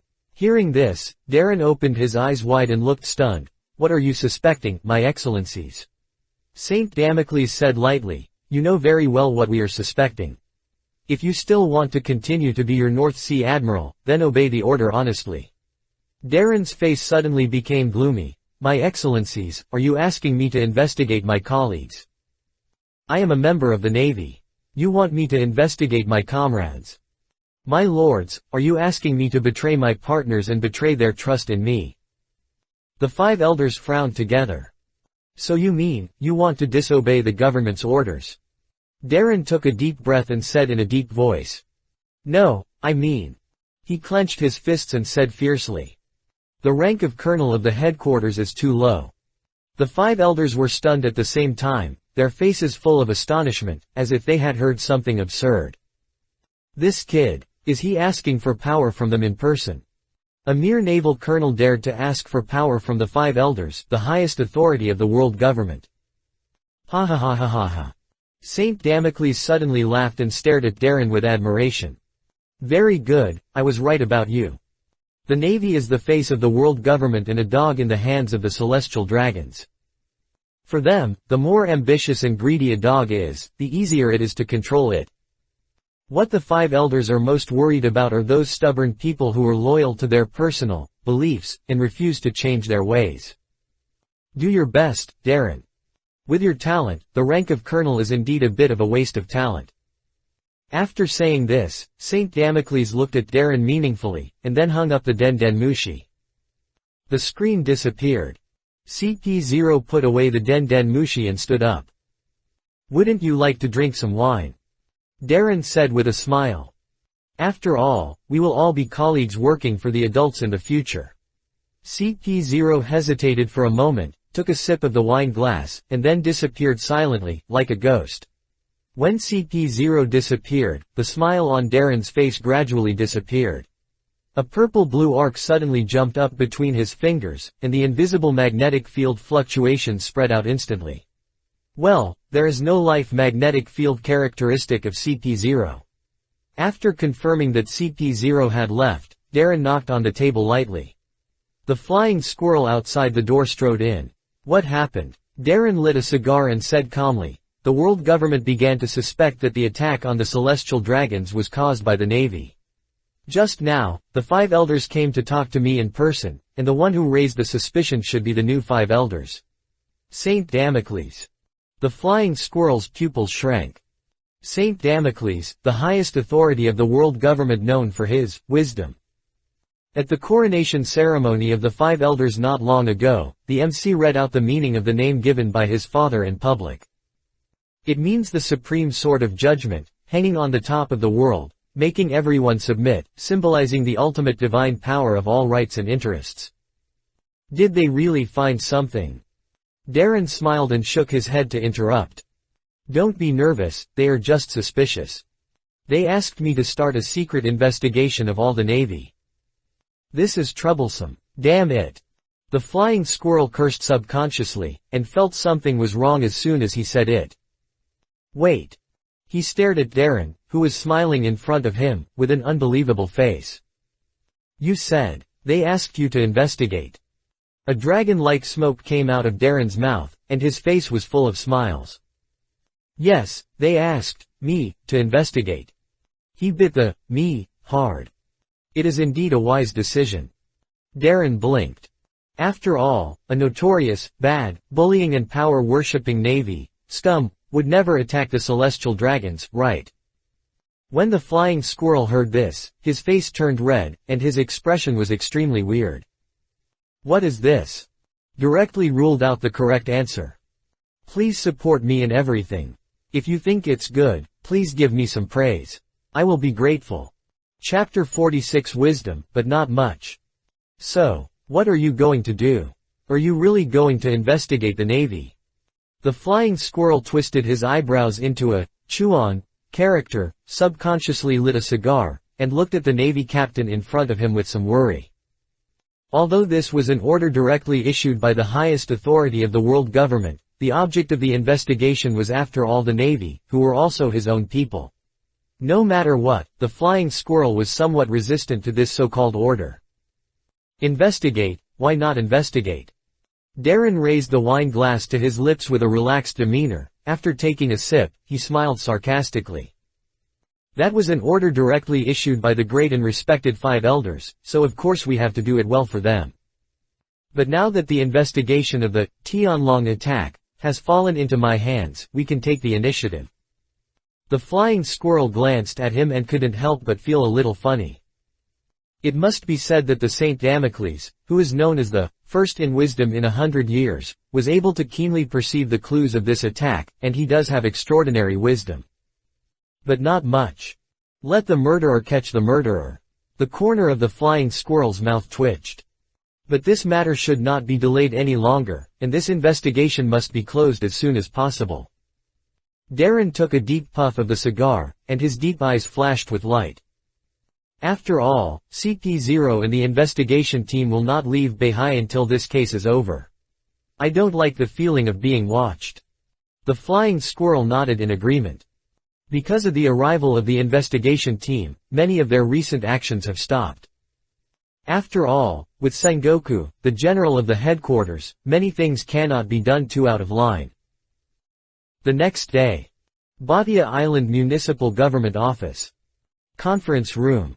What? The attack on the celestial dragons will be fully investigated by Darren. Sengoku looked at the government order document brought out by CP0 in front of him, his face full of astonishment, and he couldn't help but exclaim. Gion and Cake turned their heads and stared at Darren in amazement, as if they had heard something absurd. CP0, wearing a mask and a white silk robe, read out the government's order in an indifferent tone. In view of the heavy military affairs of Admiral Sengoku of the Navy headquarters and the imminent operation to hunt down the great pirate Bondi Waldo, the investigation of the attack on the celestial dragons will be fully handed over to the North Sea Navy's highest commander, North Sea Admiral Rogers Darren, effective immediately. After reading the document, CP0 looked at Darren coldly. The mission is urgent, Colonel Darren, please start the investigation as soon as possible. Darren smiled and nodded. Please rest assured. CP0 nodded and was about to leave. Sengoku suddenly expressed his dissatisfaction. Hasn't my investigation results been submitted? This incident was a complete accident. The one who attacked Shield Saint was a Sea King. His voice gradually lowered and became hesitant. Because CP0 was staring at him coldly with a look of, looking at an idiot. Seeing that Sengoku sat back awkwardly, CP0 said nothing, and his figure gradually turned into nothingness and disappeared from the spot. In the conference room, only a group of Navy officers were left sitting there. It was quiet and silent. Cake and Gion exchanged glances obscurely. Why did the right to investigate fall into Darren's hands? Cake's eyes widened. How do I know that this is an order directly issued by the government? Gion frowned. Cake raised his eyebrows. Could it be that the celestial dragon Shield Saint was killed by him? I always feel that things are not that simple. Gion narrowed his eyes. Single quote. Cake. Hey, what are you two doing with your weird expressions and grinning? Sengoku said unhappily. Gion and Cake sat up straight immediately. Perhaps Major Gion and Major Kaji have some new ideas about the investigation of the attack. Gion and the other two shuddered when they heard this. They looked up and saw Admiral Hokkaido, who was smoking a cigar, staring at them with a half-smile. They felt a little flustered for no reason. No. Kaji smiled awkwardly. After knocking the two troublemakers, Darren smiled and retracted his gaze. Darren, what do you think about this? Why did the government give you the right to investigate? At this time, Sengoku stared at Darren with a serious face and said in a deep voice. Darren pondered for a moment and said slowly. General Sengoku, I think the government's decision is reasonable. Oh, Sengoku frowned. Darren continued. The investigation of the attack on the Celestial Dragons has been delayed for too long. As the Admiral of the Navy headquarters, you have a lot of military affairs to attend to. It is not suitable for you to continue to lead the investigation. It is a waste of time. Zongguo pinched his temple and sighed. In that case, they should accept the results of my investigation, so that the case can be closed early. He suddenly looked at Darren suspiciously. Or do you have some new intelligence and clues? Darren raised his hands in surrender. Of course not. Personally, I agree with Major General Borsellino's point of view. He smiled and nodded to Borsellino. The attack on the Celestial Dragons was essentially an accident. Zongguo narrowed his eyes, a hint of doubt flashed in his eyes, and he muttered to himself. Since there are no new clues, there is no reason for the government to transfer the investigation power away from me. That's great, it saves a lot of trouble. At this time, Borsellino, who was picking his nails with a nail clipper next to him, suddenly smiled. He murmured in a low voice. The speaker seemed unintentional, but the listener was interested. Zongguo's eyes suddenly lit up when he heard it. Yes. This is a good thing. Originally, he didn't want to get involved in this muddy water, after all, it was a thankless task. Now that the investigation is fully handled by Darren, can't he, the Admiral of the Navy, continue to do his own things? Whether it is returning to the headquarters in Marineford or continuing to hunt down Bondi Valdo, it is much better than staying here and busying around a dead celestial dragon. Thinking of this, Zongguo smiled with satisfaction. He raised his head, coughed lightly, and said to Darren in a serious manner. Well, since the government relies on you so much, Darren, you have to perform well and don't let the government down. Darren smiled modestly. It still requires more guidance from General Zongguo. The smile on Zongguo's face became more intense, and he stood up and patted Darren on the shoulder. Then I'll trouble you with this matter. Evening of that day. After finishing his daily training at the training ground, Darren walked towards his private residence on Batia Island, sweating all over. At dusk. Darren's military uniform was already tattered and hung on his body like a rag. The muscle contours were as sharp as knives and axes, and there were many shallow craters and charred dirt on the sweaty skin. Those were the traces of bullets and artillery bombardment. You really haven't changed at all. A slow voice suddenly sounded behind him. Darren paused, raised a curve at the corner of his mouth, and turned around. A tall figure stood in the setting sun, with his hands on his chest, leaning against the wall, and his wide cloak was illuminated blood red in the sunset. He looked at Darren's bloodstained and scarred body, and his eyes under the sunglasses flashed a strange smile. Living like a beast every day, isn't it tiring? Darren casually threw a cigar over, lit one for himself, and smiled. Not everyone has a monstrous talent like you, Major General Borsellino. Thank you for everything. Chapter 47 got promoted. Borsellino raised his hands in surrender. How could that be? You are the man recognized by Sakazuki. Why does this sound so wrong? Darren patted the dust off his hands.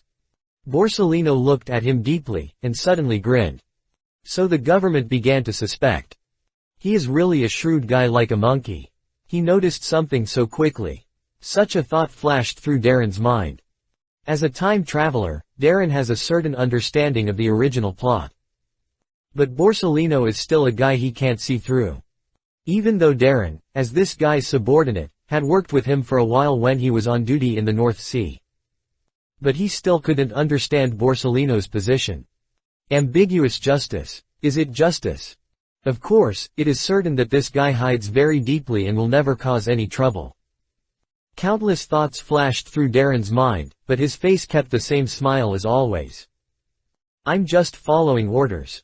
Borsellino opened his mouth slightly exaggeratedly and scratched his head. This is really strange. He looked at Darren meaningfully. But this is understandable, after all, you are the least suspicious. This bastard who likes to watch the fun. Darren's mouth twitched slightly. He was sure that Borsellino might have guessed something and was testing him further.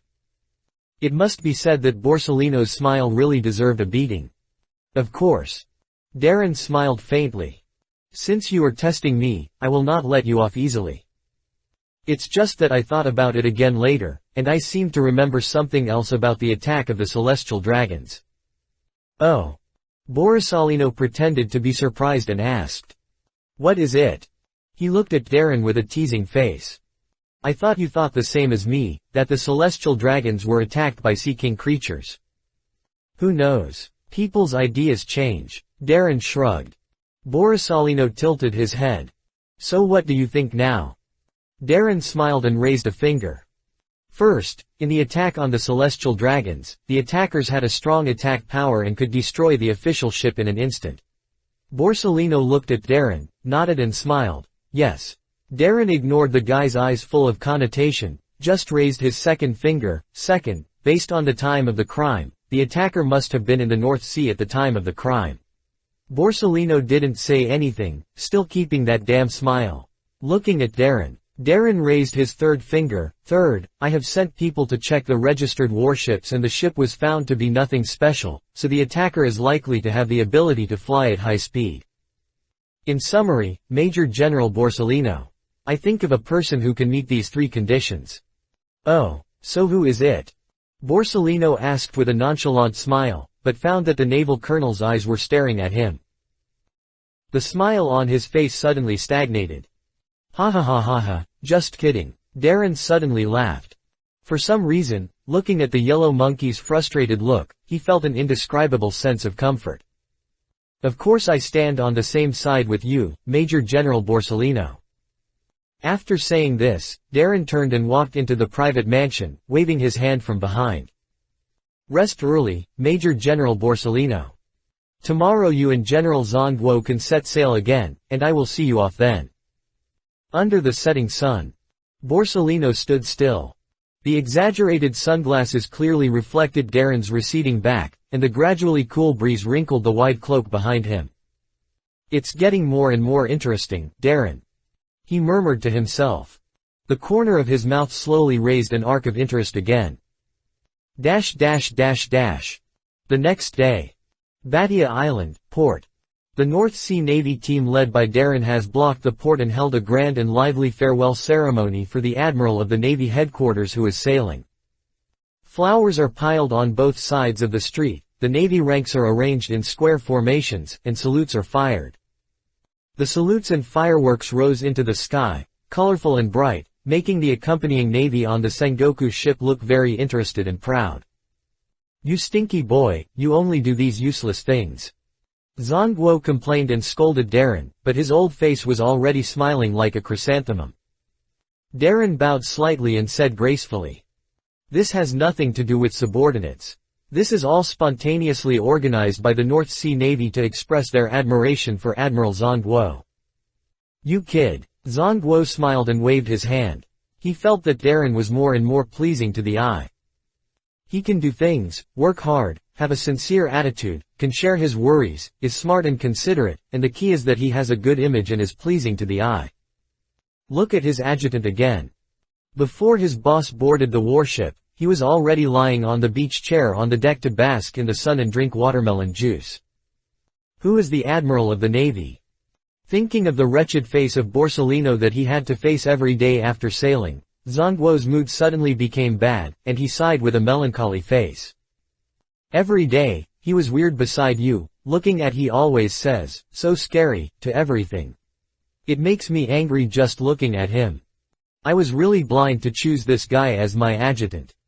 Bulu bulu. Bulu bulu. At this time, the Den Den Mushi in Sengoku's arms suddenly called out.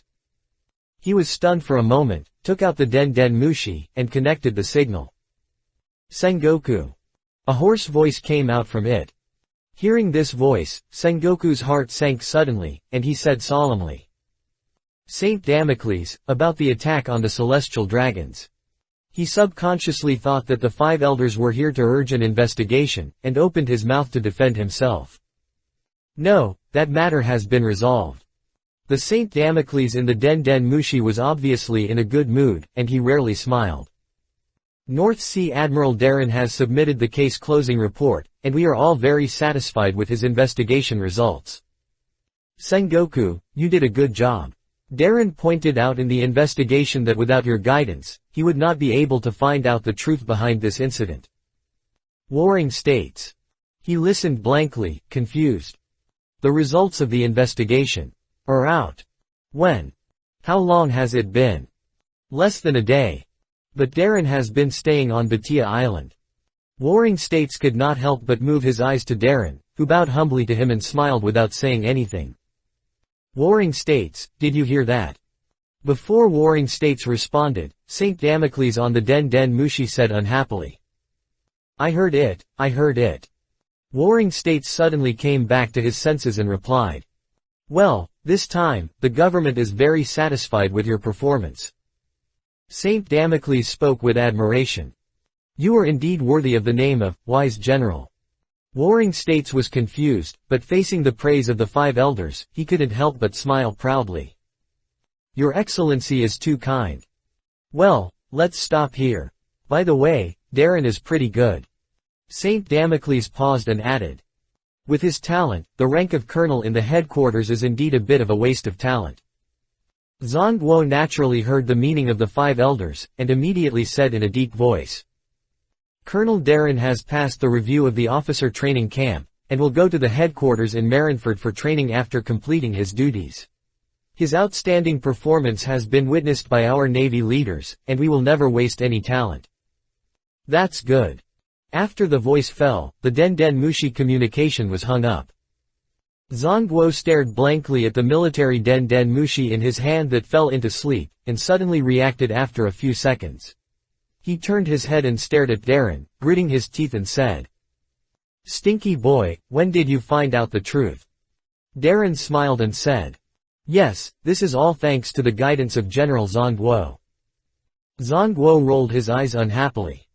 He had unknowingly owed this boy a favor. "Who is the murderer?" Darren said as a matter of course. "World Destroyer, Bondi Waldo." Zhongguo. "What?" he said in disbelief, stunned, and almost bit his tongue. Bondi Waldo obviously didn't have time to commit the crime. When the crime happened, he was being hunted by me. Zhongguo's voice stopped abruptly. He seemed to realize something and stared at Darren blankly. The latter lit a cigarette casually and smiled meaningfully. "Who cares about the truth?" This sentence exploded in Sengoku's brain like a thunder. Yes, who cares about the truth? There were no witnesses to the attack, and the Navy had been blocking the news. That is to say, except for the top leaders of the headquarters and a very small number of people, most people on this sea did not know that a celestial dragon had died. The reason why the government asked them to investigate as soon as possible was that they needed a reasonable conclusion to deceive the celestial dragon family in the holy land of Mary Geoise. What they need is not the truth. At least not the absurd truth that encountered a Sea King attack. And Darren's investigation results perfectly solved this problem. On the surface, Shield Saint was killed by the great pirate, World Destroyer, Bondi Waldo, which can divert the pressure brought to the family of Shield Saint from the Holy Land. For the Shield Saint family, being killed by a great pirate is always easier to accept than being attacked by a Sea King for no reason. In fact, the incident the truth was indeed found out, it was just an accident. Such an investigation result has both the inside and the outside. The Navy can report to the world government, and the world government can report to the Holy Land. This is a solution that can satisfy everyone. Well, except Bondi Waldo himself. Wait, if that guy knew that he killed a celestial dragon, he would probably be very satisfied. It is really a satisfactory ending for everyone. And now what I have to do is to bring Bondi Waldo, the murderer and criminal who dared to kill celestial dragons, to justice. This is what I have to do. The more Zhang Guo thought about it, the brighter his eyes became. Darren is such a genius. Ha ha ha ha ha. You kid, you did a great job. He suddenly laughed heartily and patted Darren's shoulder with a face full of satisfaction. I really didn't make a mistake in entrusting you with the task of investigating this incident. Guillaume and Cake beside him were very upset. When did you decide this? Isn't it the order of the world government to entrust the investigation to Darren? But they didn't dare to say it. Well, now it seems that the colonel of the headquarters is indeed a bit underappreciated. Zhang Guo looked at Darren and smiled with satisfaction. When I return to the headquarters, I will apply to Marshal Kong. He blinked at Darren. Congratulations, Brigadier General Rogers Darren. As soon as these words came out, Guillaume and Kaji were dumbfounded, their faces full of disbelief, their brains buzzing. Especially Kaji, his eyeballs seemed to jump out of his eye sockets. Brigadier General of this headquarters. He is a general officer. This guy Darren, he killed a world noble celestial dragon. And got promoted in the end. A long chapter, please support, thank you very much. Chapter 48 The Condolences and Condolences of the North Sea Admiral. At this moment, Guillaume and Kaji suddenly felt that the world in front of them was so absurd, like falling into a dream. Their lips opened and closed slightly, but they couldn't say a word. It's wrong no matter how you look at it. Even if he was careful enough not to be caught after killing a celestial dragon, he couldn't get promoted because of it. Although they were just guessing, there was no substantial evidence to prove that Darren was the murderer of S.H.I.E.L.D. Saint. This guy Darren, really he played the game of power and politics to the extreme. He clearly and keenly captured the political needs of the world government and easily solved this problem that gave General Warring States a headache. Thinking back, with Darren's scheming, it would be easy for him to make the two of them disappear quietly in the North Sea. The moment this thought came to mind, the two of them looked at Darren with a little more fear in their eyes. Then I would like to thank General Warring States for his support in advance. Darren was aware of the changing expressions of the two little troublemakers, Guillaume and Cake, and a faint smile appeared on his face. He raised his hand to salute Warring States. Well, very good, very energetic. Warring States smiled with satisfaction. Then I will leave first. He glanced at the bewildered Cake and Guillaume, thought for a moment and added. I'll leave these two little guys to you. Darren smiled and readily agreed. No problem, Admiral Sengoku. So Sengoku turned and boarded the warship. Amid the fierce salutes and farewells of the North Sea Navy soldiers, the Sengoku, the flagship of Admiral Sengoku of the Navy headquarters, slowly raised the sails. The whistling sea breeze blew up the sails, bulging them, and the two characters, Jung X, written in a flamboyant style looked solemn and vigorous. Set sail. On the observation deck of the warship, a young marine shouted loudly. The rudder was raised, the anchor was turned, and the huge warship, like a sea fortress, sailed out of the port in the cool sea breeze. Zhang Guo finally saluted the North Sea Navy led by Darren at the port, full of vigor and vitality. He turned around immediately and saw the figure lying on the deck basking in the sun, and the corners of his mouth couldn't help twitching. Huh. Zhang Guo quickly noticed that there were a lot of wooden boxes of different sizes at the tail of the cabin. Borsellino, what is this? He shouted. Borsellino heard the voice and stood up slowly from the recliner, stretching and walking over. This. He stroked the stubble on his chin and smiled. This is a farewell gift from Colonel Darren. Zhang Guo was stunned, and suddenly a bad premonition came to his mind, and his expression became stern. Darren, that stinky boy, could it be that he gave him money? This is not easy to deal with. He walked up quickly and opened all the wooden boxes of different sizes. The moment he saw the contents of the box, Zhang Guo was slightly stunned. Cigars, senbei, tea, donuts, liquor, fruit. A wide variety of goods filled one side of the cabin. Zhang Guo looked at the pile of goods, and his originally stern eyes gradually softened. The gifts were not expensive, they were all mid-level brands, and ordinary families could afford them. The cigars were the brand that Marshal Kong liked to smoke. The senbei was the kind that he liked to eat. Jasmine tea was Xiaohe's favorite. Garp couldn't live without donuts for a day. The wine was Zepha's favorite sherry.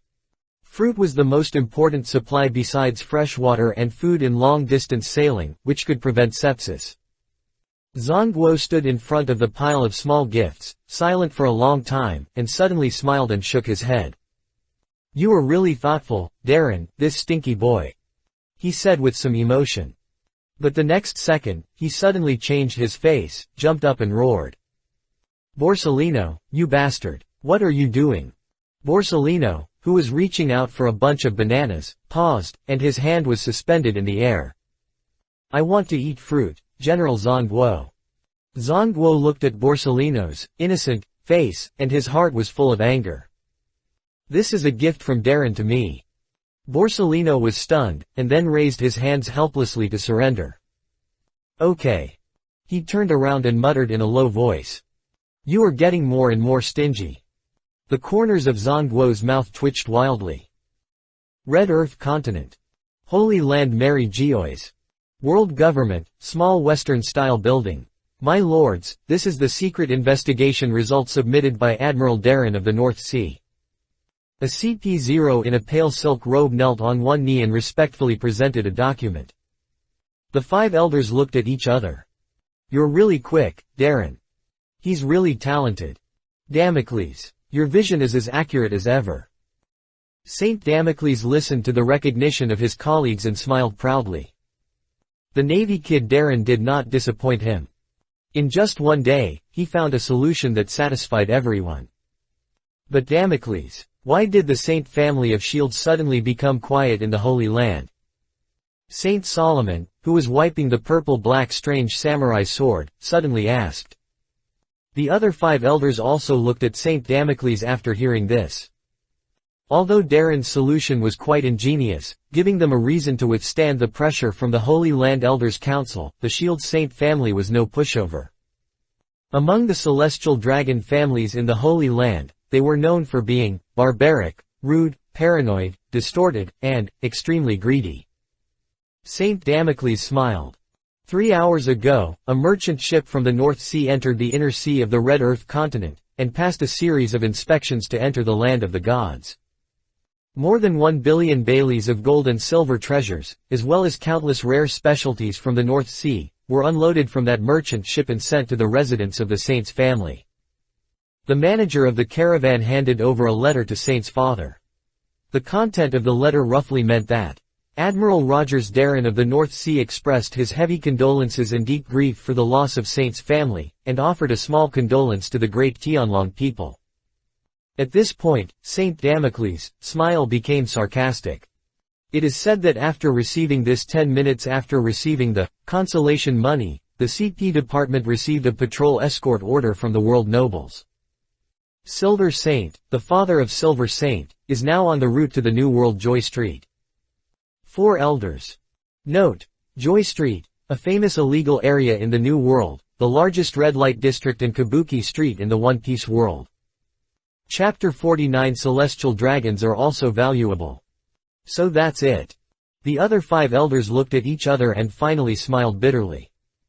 For celestial dragons, the so-called bloodline is important, but not that important. The superiors never have mercy and compassion. Only interests are eternal. Anyway, sons can be reborn at any time. What a sensible kid. This saves us a lot of trouble. 1 billion baileys is not a small amount. Indeed. The 5 elders gave their comments one after another. Saint Damocles smiled and said, "Darren is a very smart kid. Perhaps after this incident, we can keep in touch with him for a long time." Hearing this, the eyes of the other 5 elders lit up slightly. This is a good idea. Anyone can see that Rogers Darren, the North Sea Admiral, will sooner or later enter the ranks of the Navy's highest decision-making level. With his talent, it may only be a matter of time before he becomes a Navy Admiral. By then, with a Navy Admiral who directly obeys the orders of the world government, their control over the Navy will be greatly increased, and they will also be able to monitor other Navy generals. Damocles saw the changes in the expressions of several colleagues and sneered in his heart. He has already ranked among the highest powers of the world government, with overwhelming power. A casual order or a casual look can destroy a country. But he is not satisfied with this. His name is Damocles. The sword that represents the authority of God in legend. His ultimate goal is the seat of the head of the 5 elders. However, unlike the other 5 elders, the family behind Saint Damocles does not have much influence and power in the Holy Land. The support and foundation of the Holy Land are far inferior to those of several colleagues. If he wants to take the position of under one person, he must strive for external forces. The Navy, as the largest and most violent law enforcement agency under the world government, is his breakthrough. Starting from supporting Rogers Darren, let him quickly ascend to the position of real power in the Navy, and gradually control the power of the Navy in his own hands step by step. At that time, his voice in the world government will naturally increase greatly. But before that, let's take a look at this survey result first. Saint Damocles smiled and changed the subject, slowly opening the file in his hand. North Sea, 321 branch. Office of the Base Chief. After seeing off warring states, Darren took Flying Squirrel and others back directly from Batia Island. So, is there no problem with the Holy Land? Flying Squirrel looked at Darren, who was sitting there smoking a cigar calmly, and finally couldn't suppress his curiosity and asked. Darren exhaled a dragon-like white smoke from his mouth, squinting and smiling. I sent a very sincere condolence to the family of Shield Saint, and they couldn't refuse it. When he said the word, sincere, he deliberately emphasized the tone. What condolences? Flying Squirrel said blankly. 1 billion Baileys. What? The Flying Squirrel gasped, and could not believe his ears. 1 billion Baileys. This is not a small amount. This is already the tax revenue of many small and medium-sized kingdoms for a whole year. In the entire North Sea, the taxes collected by Darren and his team through supporting countless mafia families and underworld forces are only a little over 2 billion Baileys a year. And now, in order to send a consolation, their North Sea Navy has worked for half a year for nothing. Not to mention that in their original plan, not to mention in their plan and expectation, the establishment of the North Sea Navy fleet requires resources and funds, which is a bottomless pit. Are you crazy? The Flying Squirrel looked at Darren, who was calm and composed, with helplessness on his face. As Darren's adjutant, he served as a steward and staff officer. Seeing Darren squandering like water, the Flying Squirrel's heart seemed to be bleeding. It's all worth it. Darren flicked the ash gently. You can earn money again if you lose it, but not everyone has the opportunity to give gifts to the celestial dragons. If I hadn't caught up with Saint Damocles this time, the merchant ship I sent out wouldn't even be qualified to enter the inner sea of the Red Earth continent. 1 billion Baileys is indeed a terrifying astronomical figure. You have to know that it is only the 1492nd year of the Sea Circle calendar, and the Great Pirate Era has not yet begun. Inflation is far less terrible than in later generations, and Bailey's purchasing power is still strong. Even the legendary pirate Bondi Waldo, who is known as the World Destroyer, has a bounty of only 200 million Baileys. 1 billion Baileys is equivalent to 5 Bondi Waldos. However, Darren thinks this money is well spent. In this world, strength always comes first. In addition, the second priority is power, not money. After hearing Darren's answer, the Flying Squirrel considered it carefully and found that it made sense, but still said with some pain. It's still too expensive. Is it expensive? Darren looked up at him and suddenly smiled. At least I think it's quite interesting. The Flying Squirrel asked in confusion, you mean? Darren raised his head and took a puff of his cigar. The celestial dragons have the supreme power in the world. They can plunder and trade people, anyone, like pigs and dogs. For them, money is the standard for measuring everything. But this time, it shows one thing. He paused and laughed mockingly. It turns out that the lives of celestial dragons are also valuable. The Flying Squirrel smiled bitterly after hearing this. This unique brain circuit can only be thought of by Darren, a freak who is full of rebellion and madness in his bones. After a moment, Flying Squirrel remembered something and asked slowly. Then about the internal investigation of the Navy. Darren smiled. The report has been submitted. I will provide everything the government needs unconditionally. The navigation conditions of each warship at the time of the incident, the positions of each naval officer, well, naturally including our North Sea Navy. Flying Squirrel frowned and said, what about you? Me. Darren smiled. As the North Sea Admiral, I was of course in Bhatia Island at the time of the incident. I was doing my duty. On this point, everyone in the North Sea Navy fleet, as well as the members of the inspection team from the Navy headquarters. Major Cake and Major Guillaume can testify for me. Well, a perfect alibi. After speaking, Darren put out his cigar and put on a Navy cloak. Let's go. Now that the masters of the headquarters have left, we should also work. The Flying Squirrel was stunned. Where to? Darren's footsteps did not stop at all, and he pushed the door open and walked out. The cold sea breeze blew his cloak behind him like a wild tornado. The money lost from one celestial dragon must be recovered from another celestial dragon. The Flying Squirrel was stunned at first, and then understood it instantly. A name flashed through his mind. Don Quixote Doflamingo. Please thank you for everything. Chapter 50. You have crossed the line. North Sea. Lubeck Island.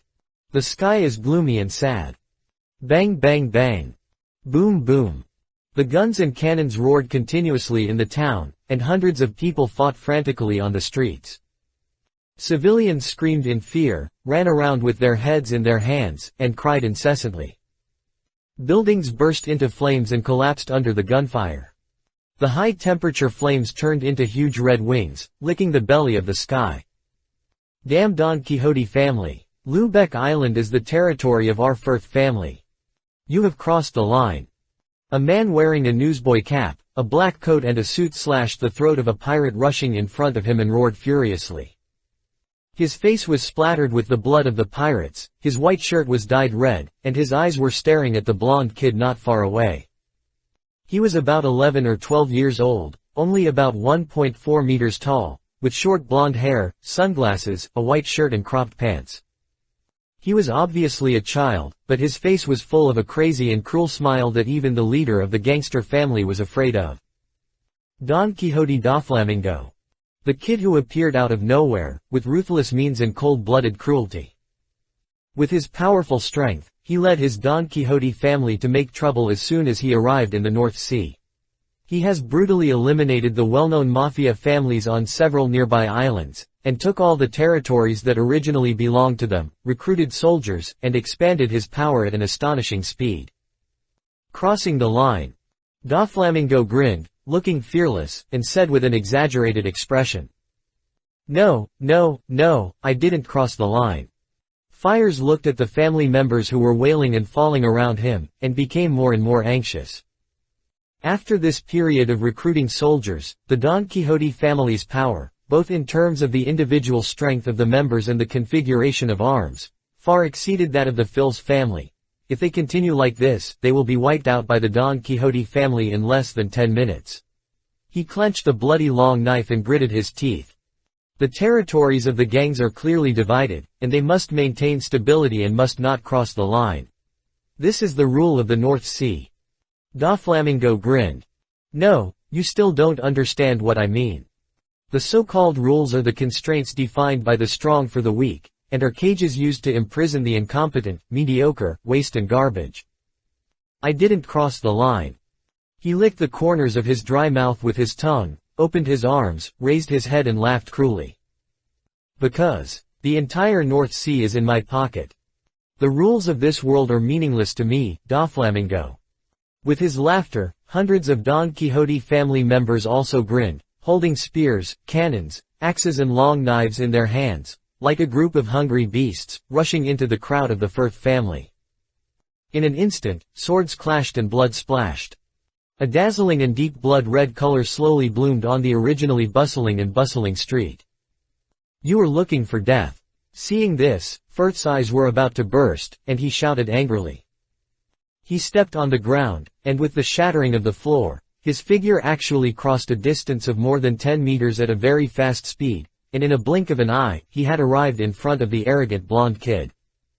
He clenched the blood-stained long sword in both hands, and slashed it heavily towards Doflamingo's face with great force. The explosive power was so strong that even the traces of the blade passing through the air brought out white air waves. A hint of murderous intent flashed in Firth's eyes. He could even foresee that the blonde kid in front of him who didn't know how to live or die. His mind would be cut in two by his sword. However, at the moment when the long sword was about to fall, Firth's pupils suddenly shrank. He saw a sneer. Doflamingo's face, as well as the faces of his subordinates. They all showed a teasing smile of a cat catching a mouse. Kong! A bright spark suddenly bloomed in front of his eyes, and Phil's bloodshot pupils trembled violently, and an expression of disbelief surged on his face. His knife stopped abruptly 3 centimeters away from Doflamingo's forehead, and could no longer be cut. It was as if there was an invisible thing in the void, blocking his long knife tightly. The collision position even made a sharp and piercing sound, like the friction of a sword wrestling. How is it possible? Fires rolled his throat and said dryly. Looking at the half-smile expression of the blonde kid in front of him, his heart suddenly beat wildly. It was as if it was tightly grasped by an invisible hand. You crossed the line. Darren, the Navy, will not let you go. The dim sunlight was covered by a violent and twisted face, and only shadows could be seen in front of Firth. A cold, dark, bloody, twisted shadow. Navy.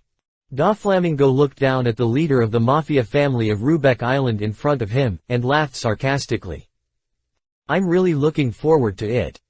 After the voice fell, Doflamingo slowly raised his foot. The pointed shoes stomped hard on Firth's head. Bang! A dull sound came out, and Firth's head exploded like a watermelon, red and white mixed together, like a ball of paste. I ask for everything, and I am grateful.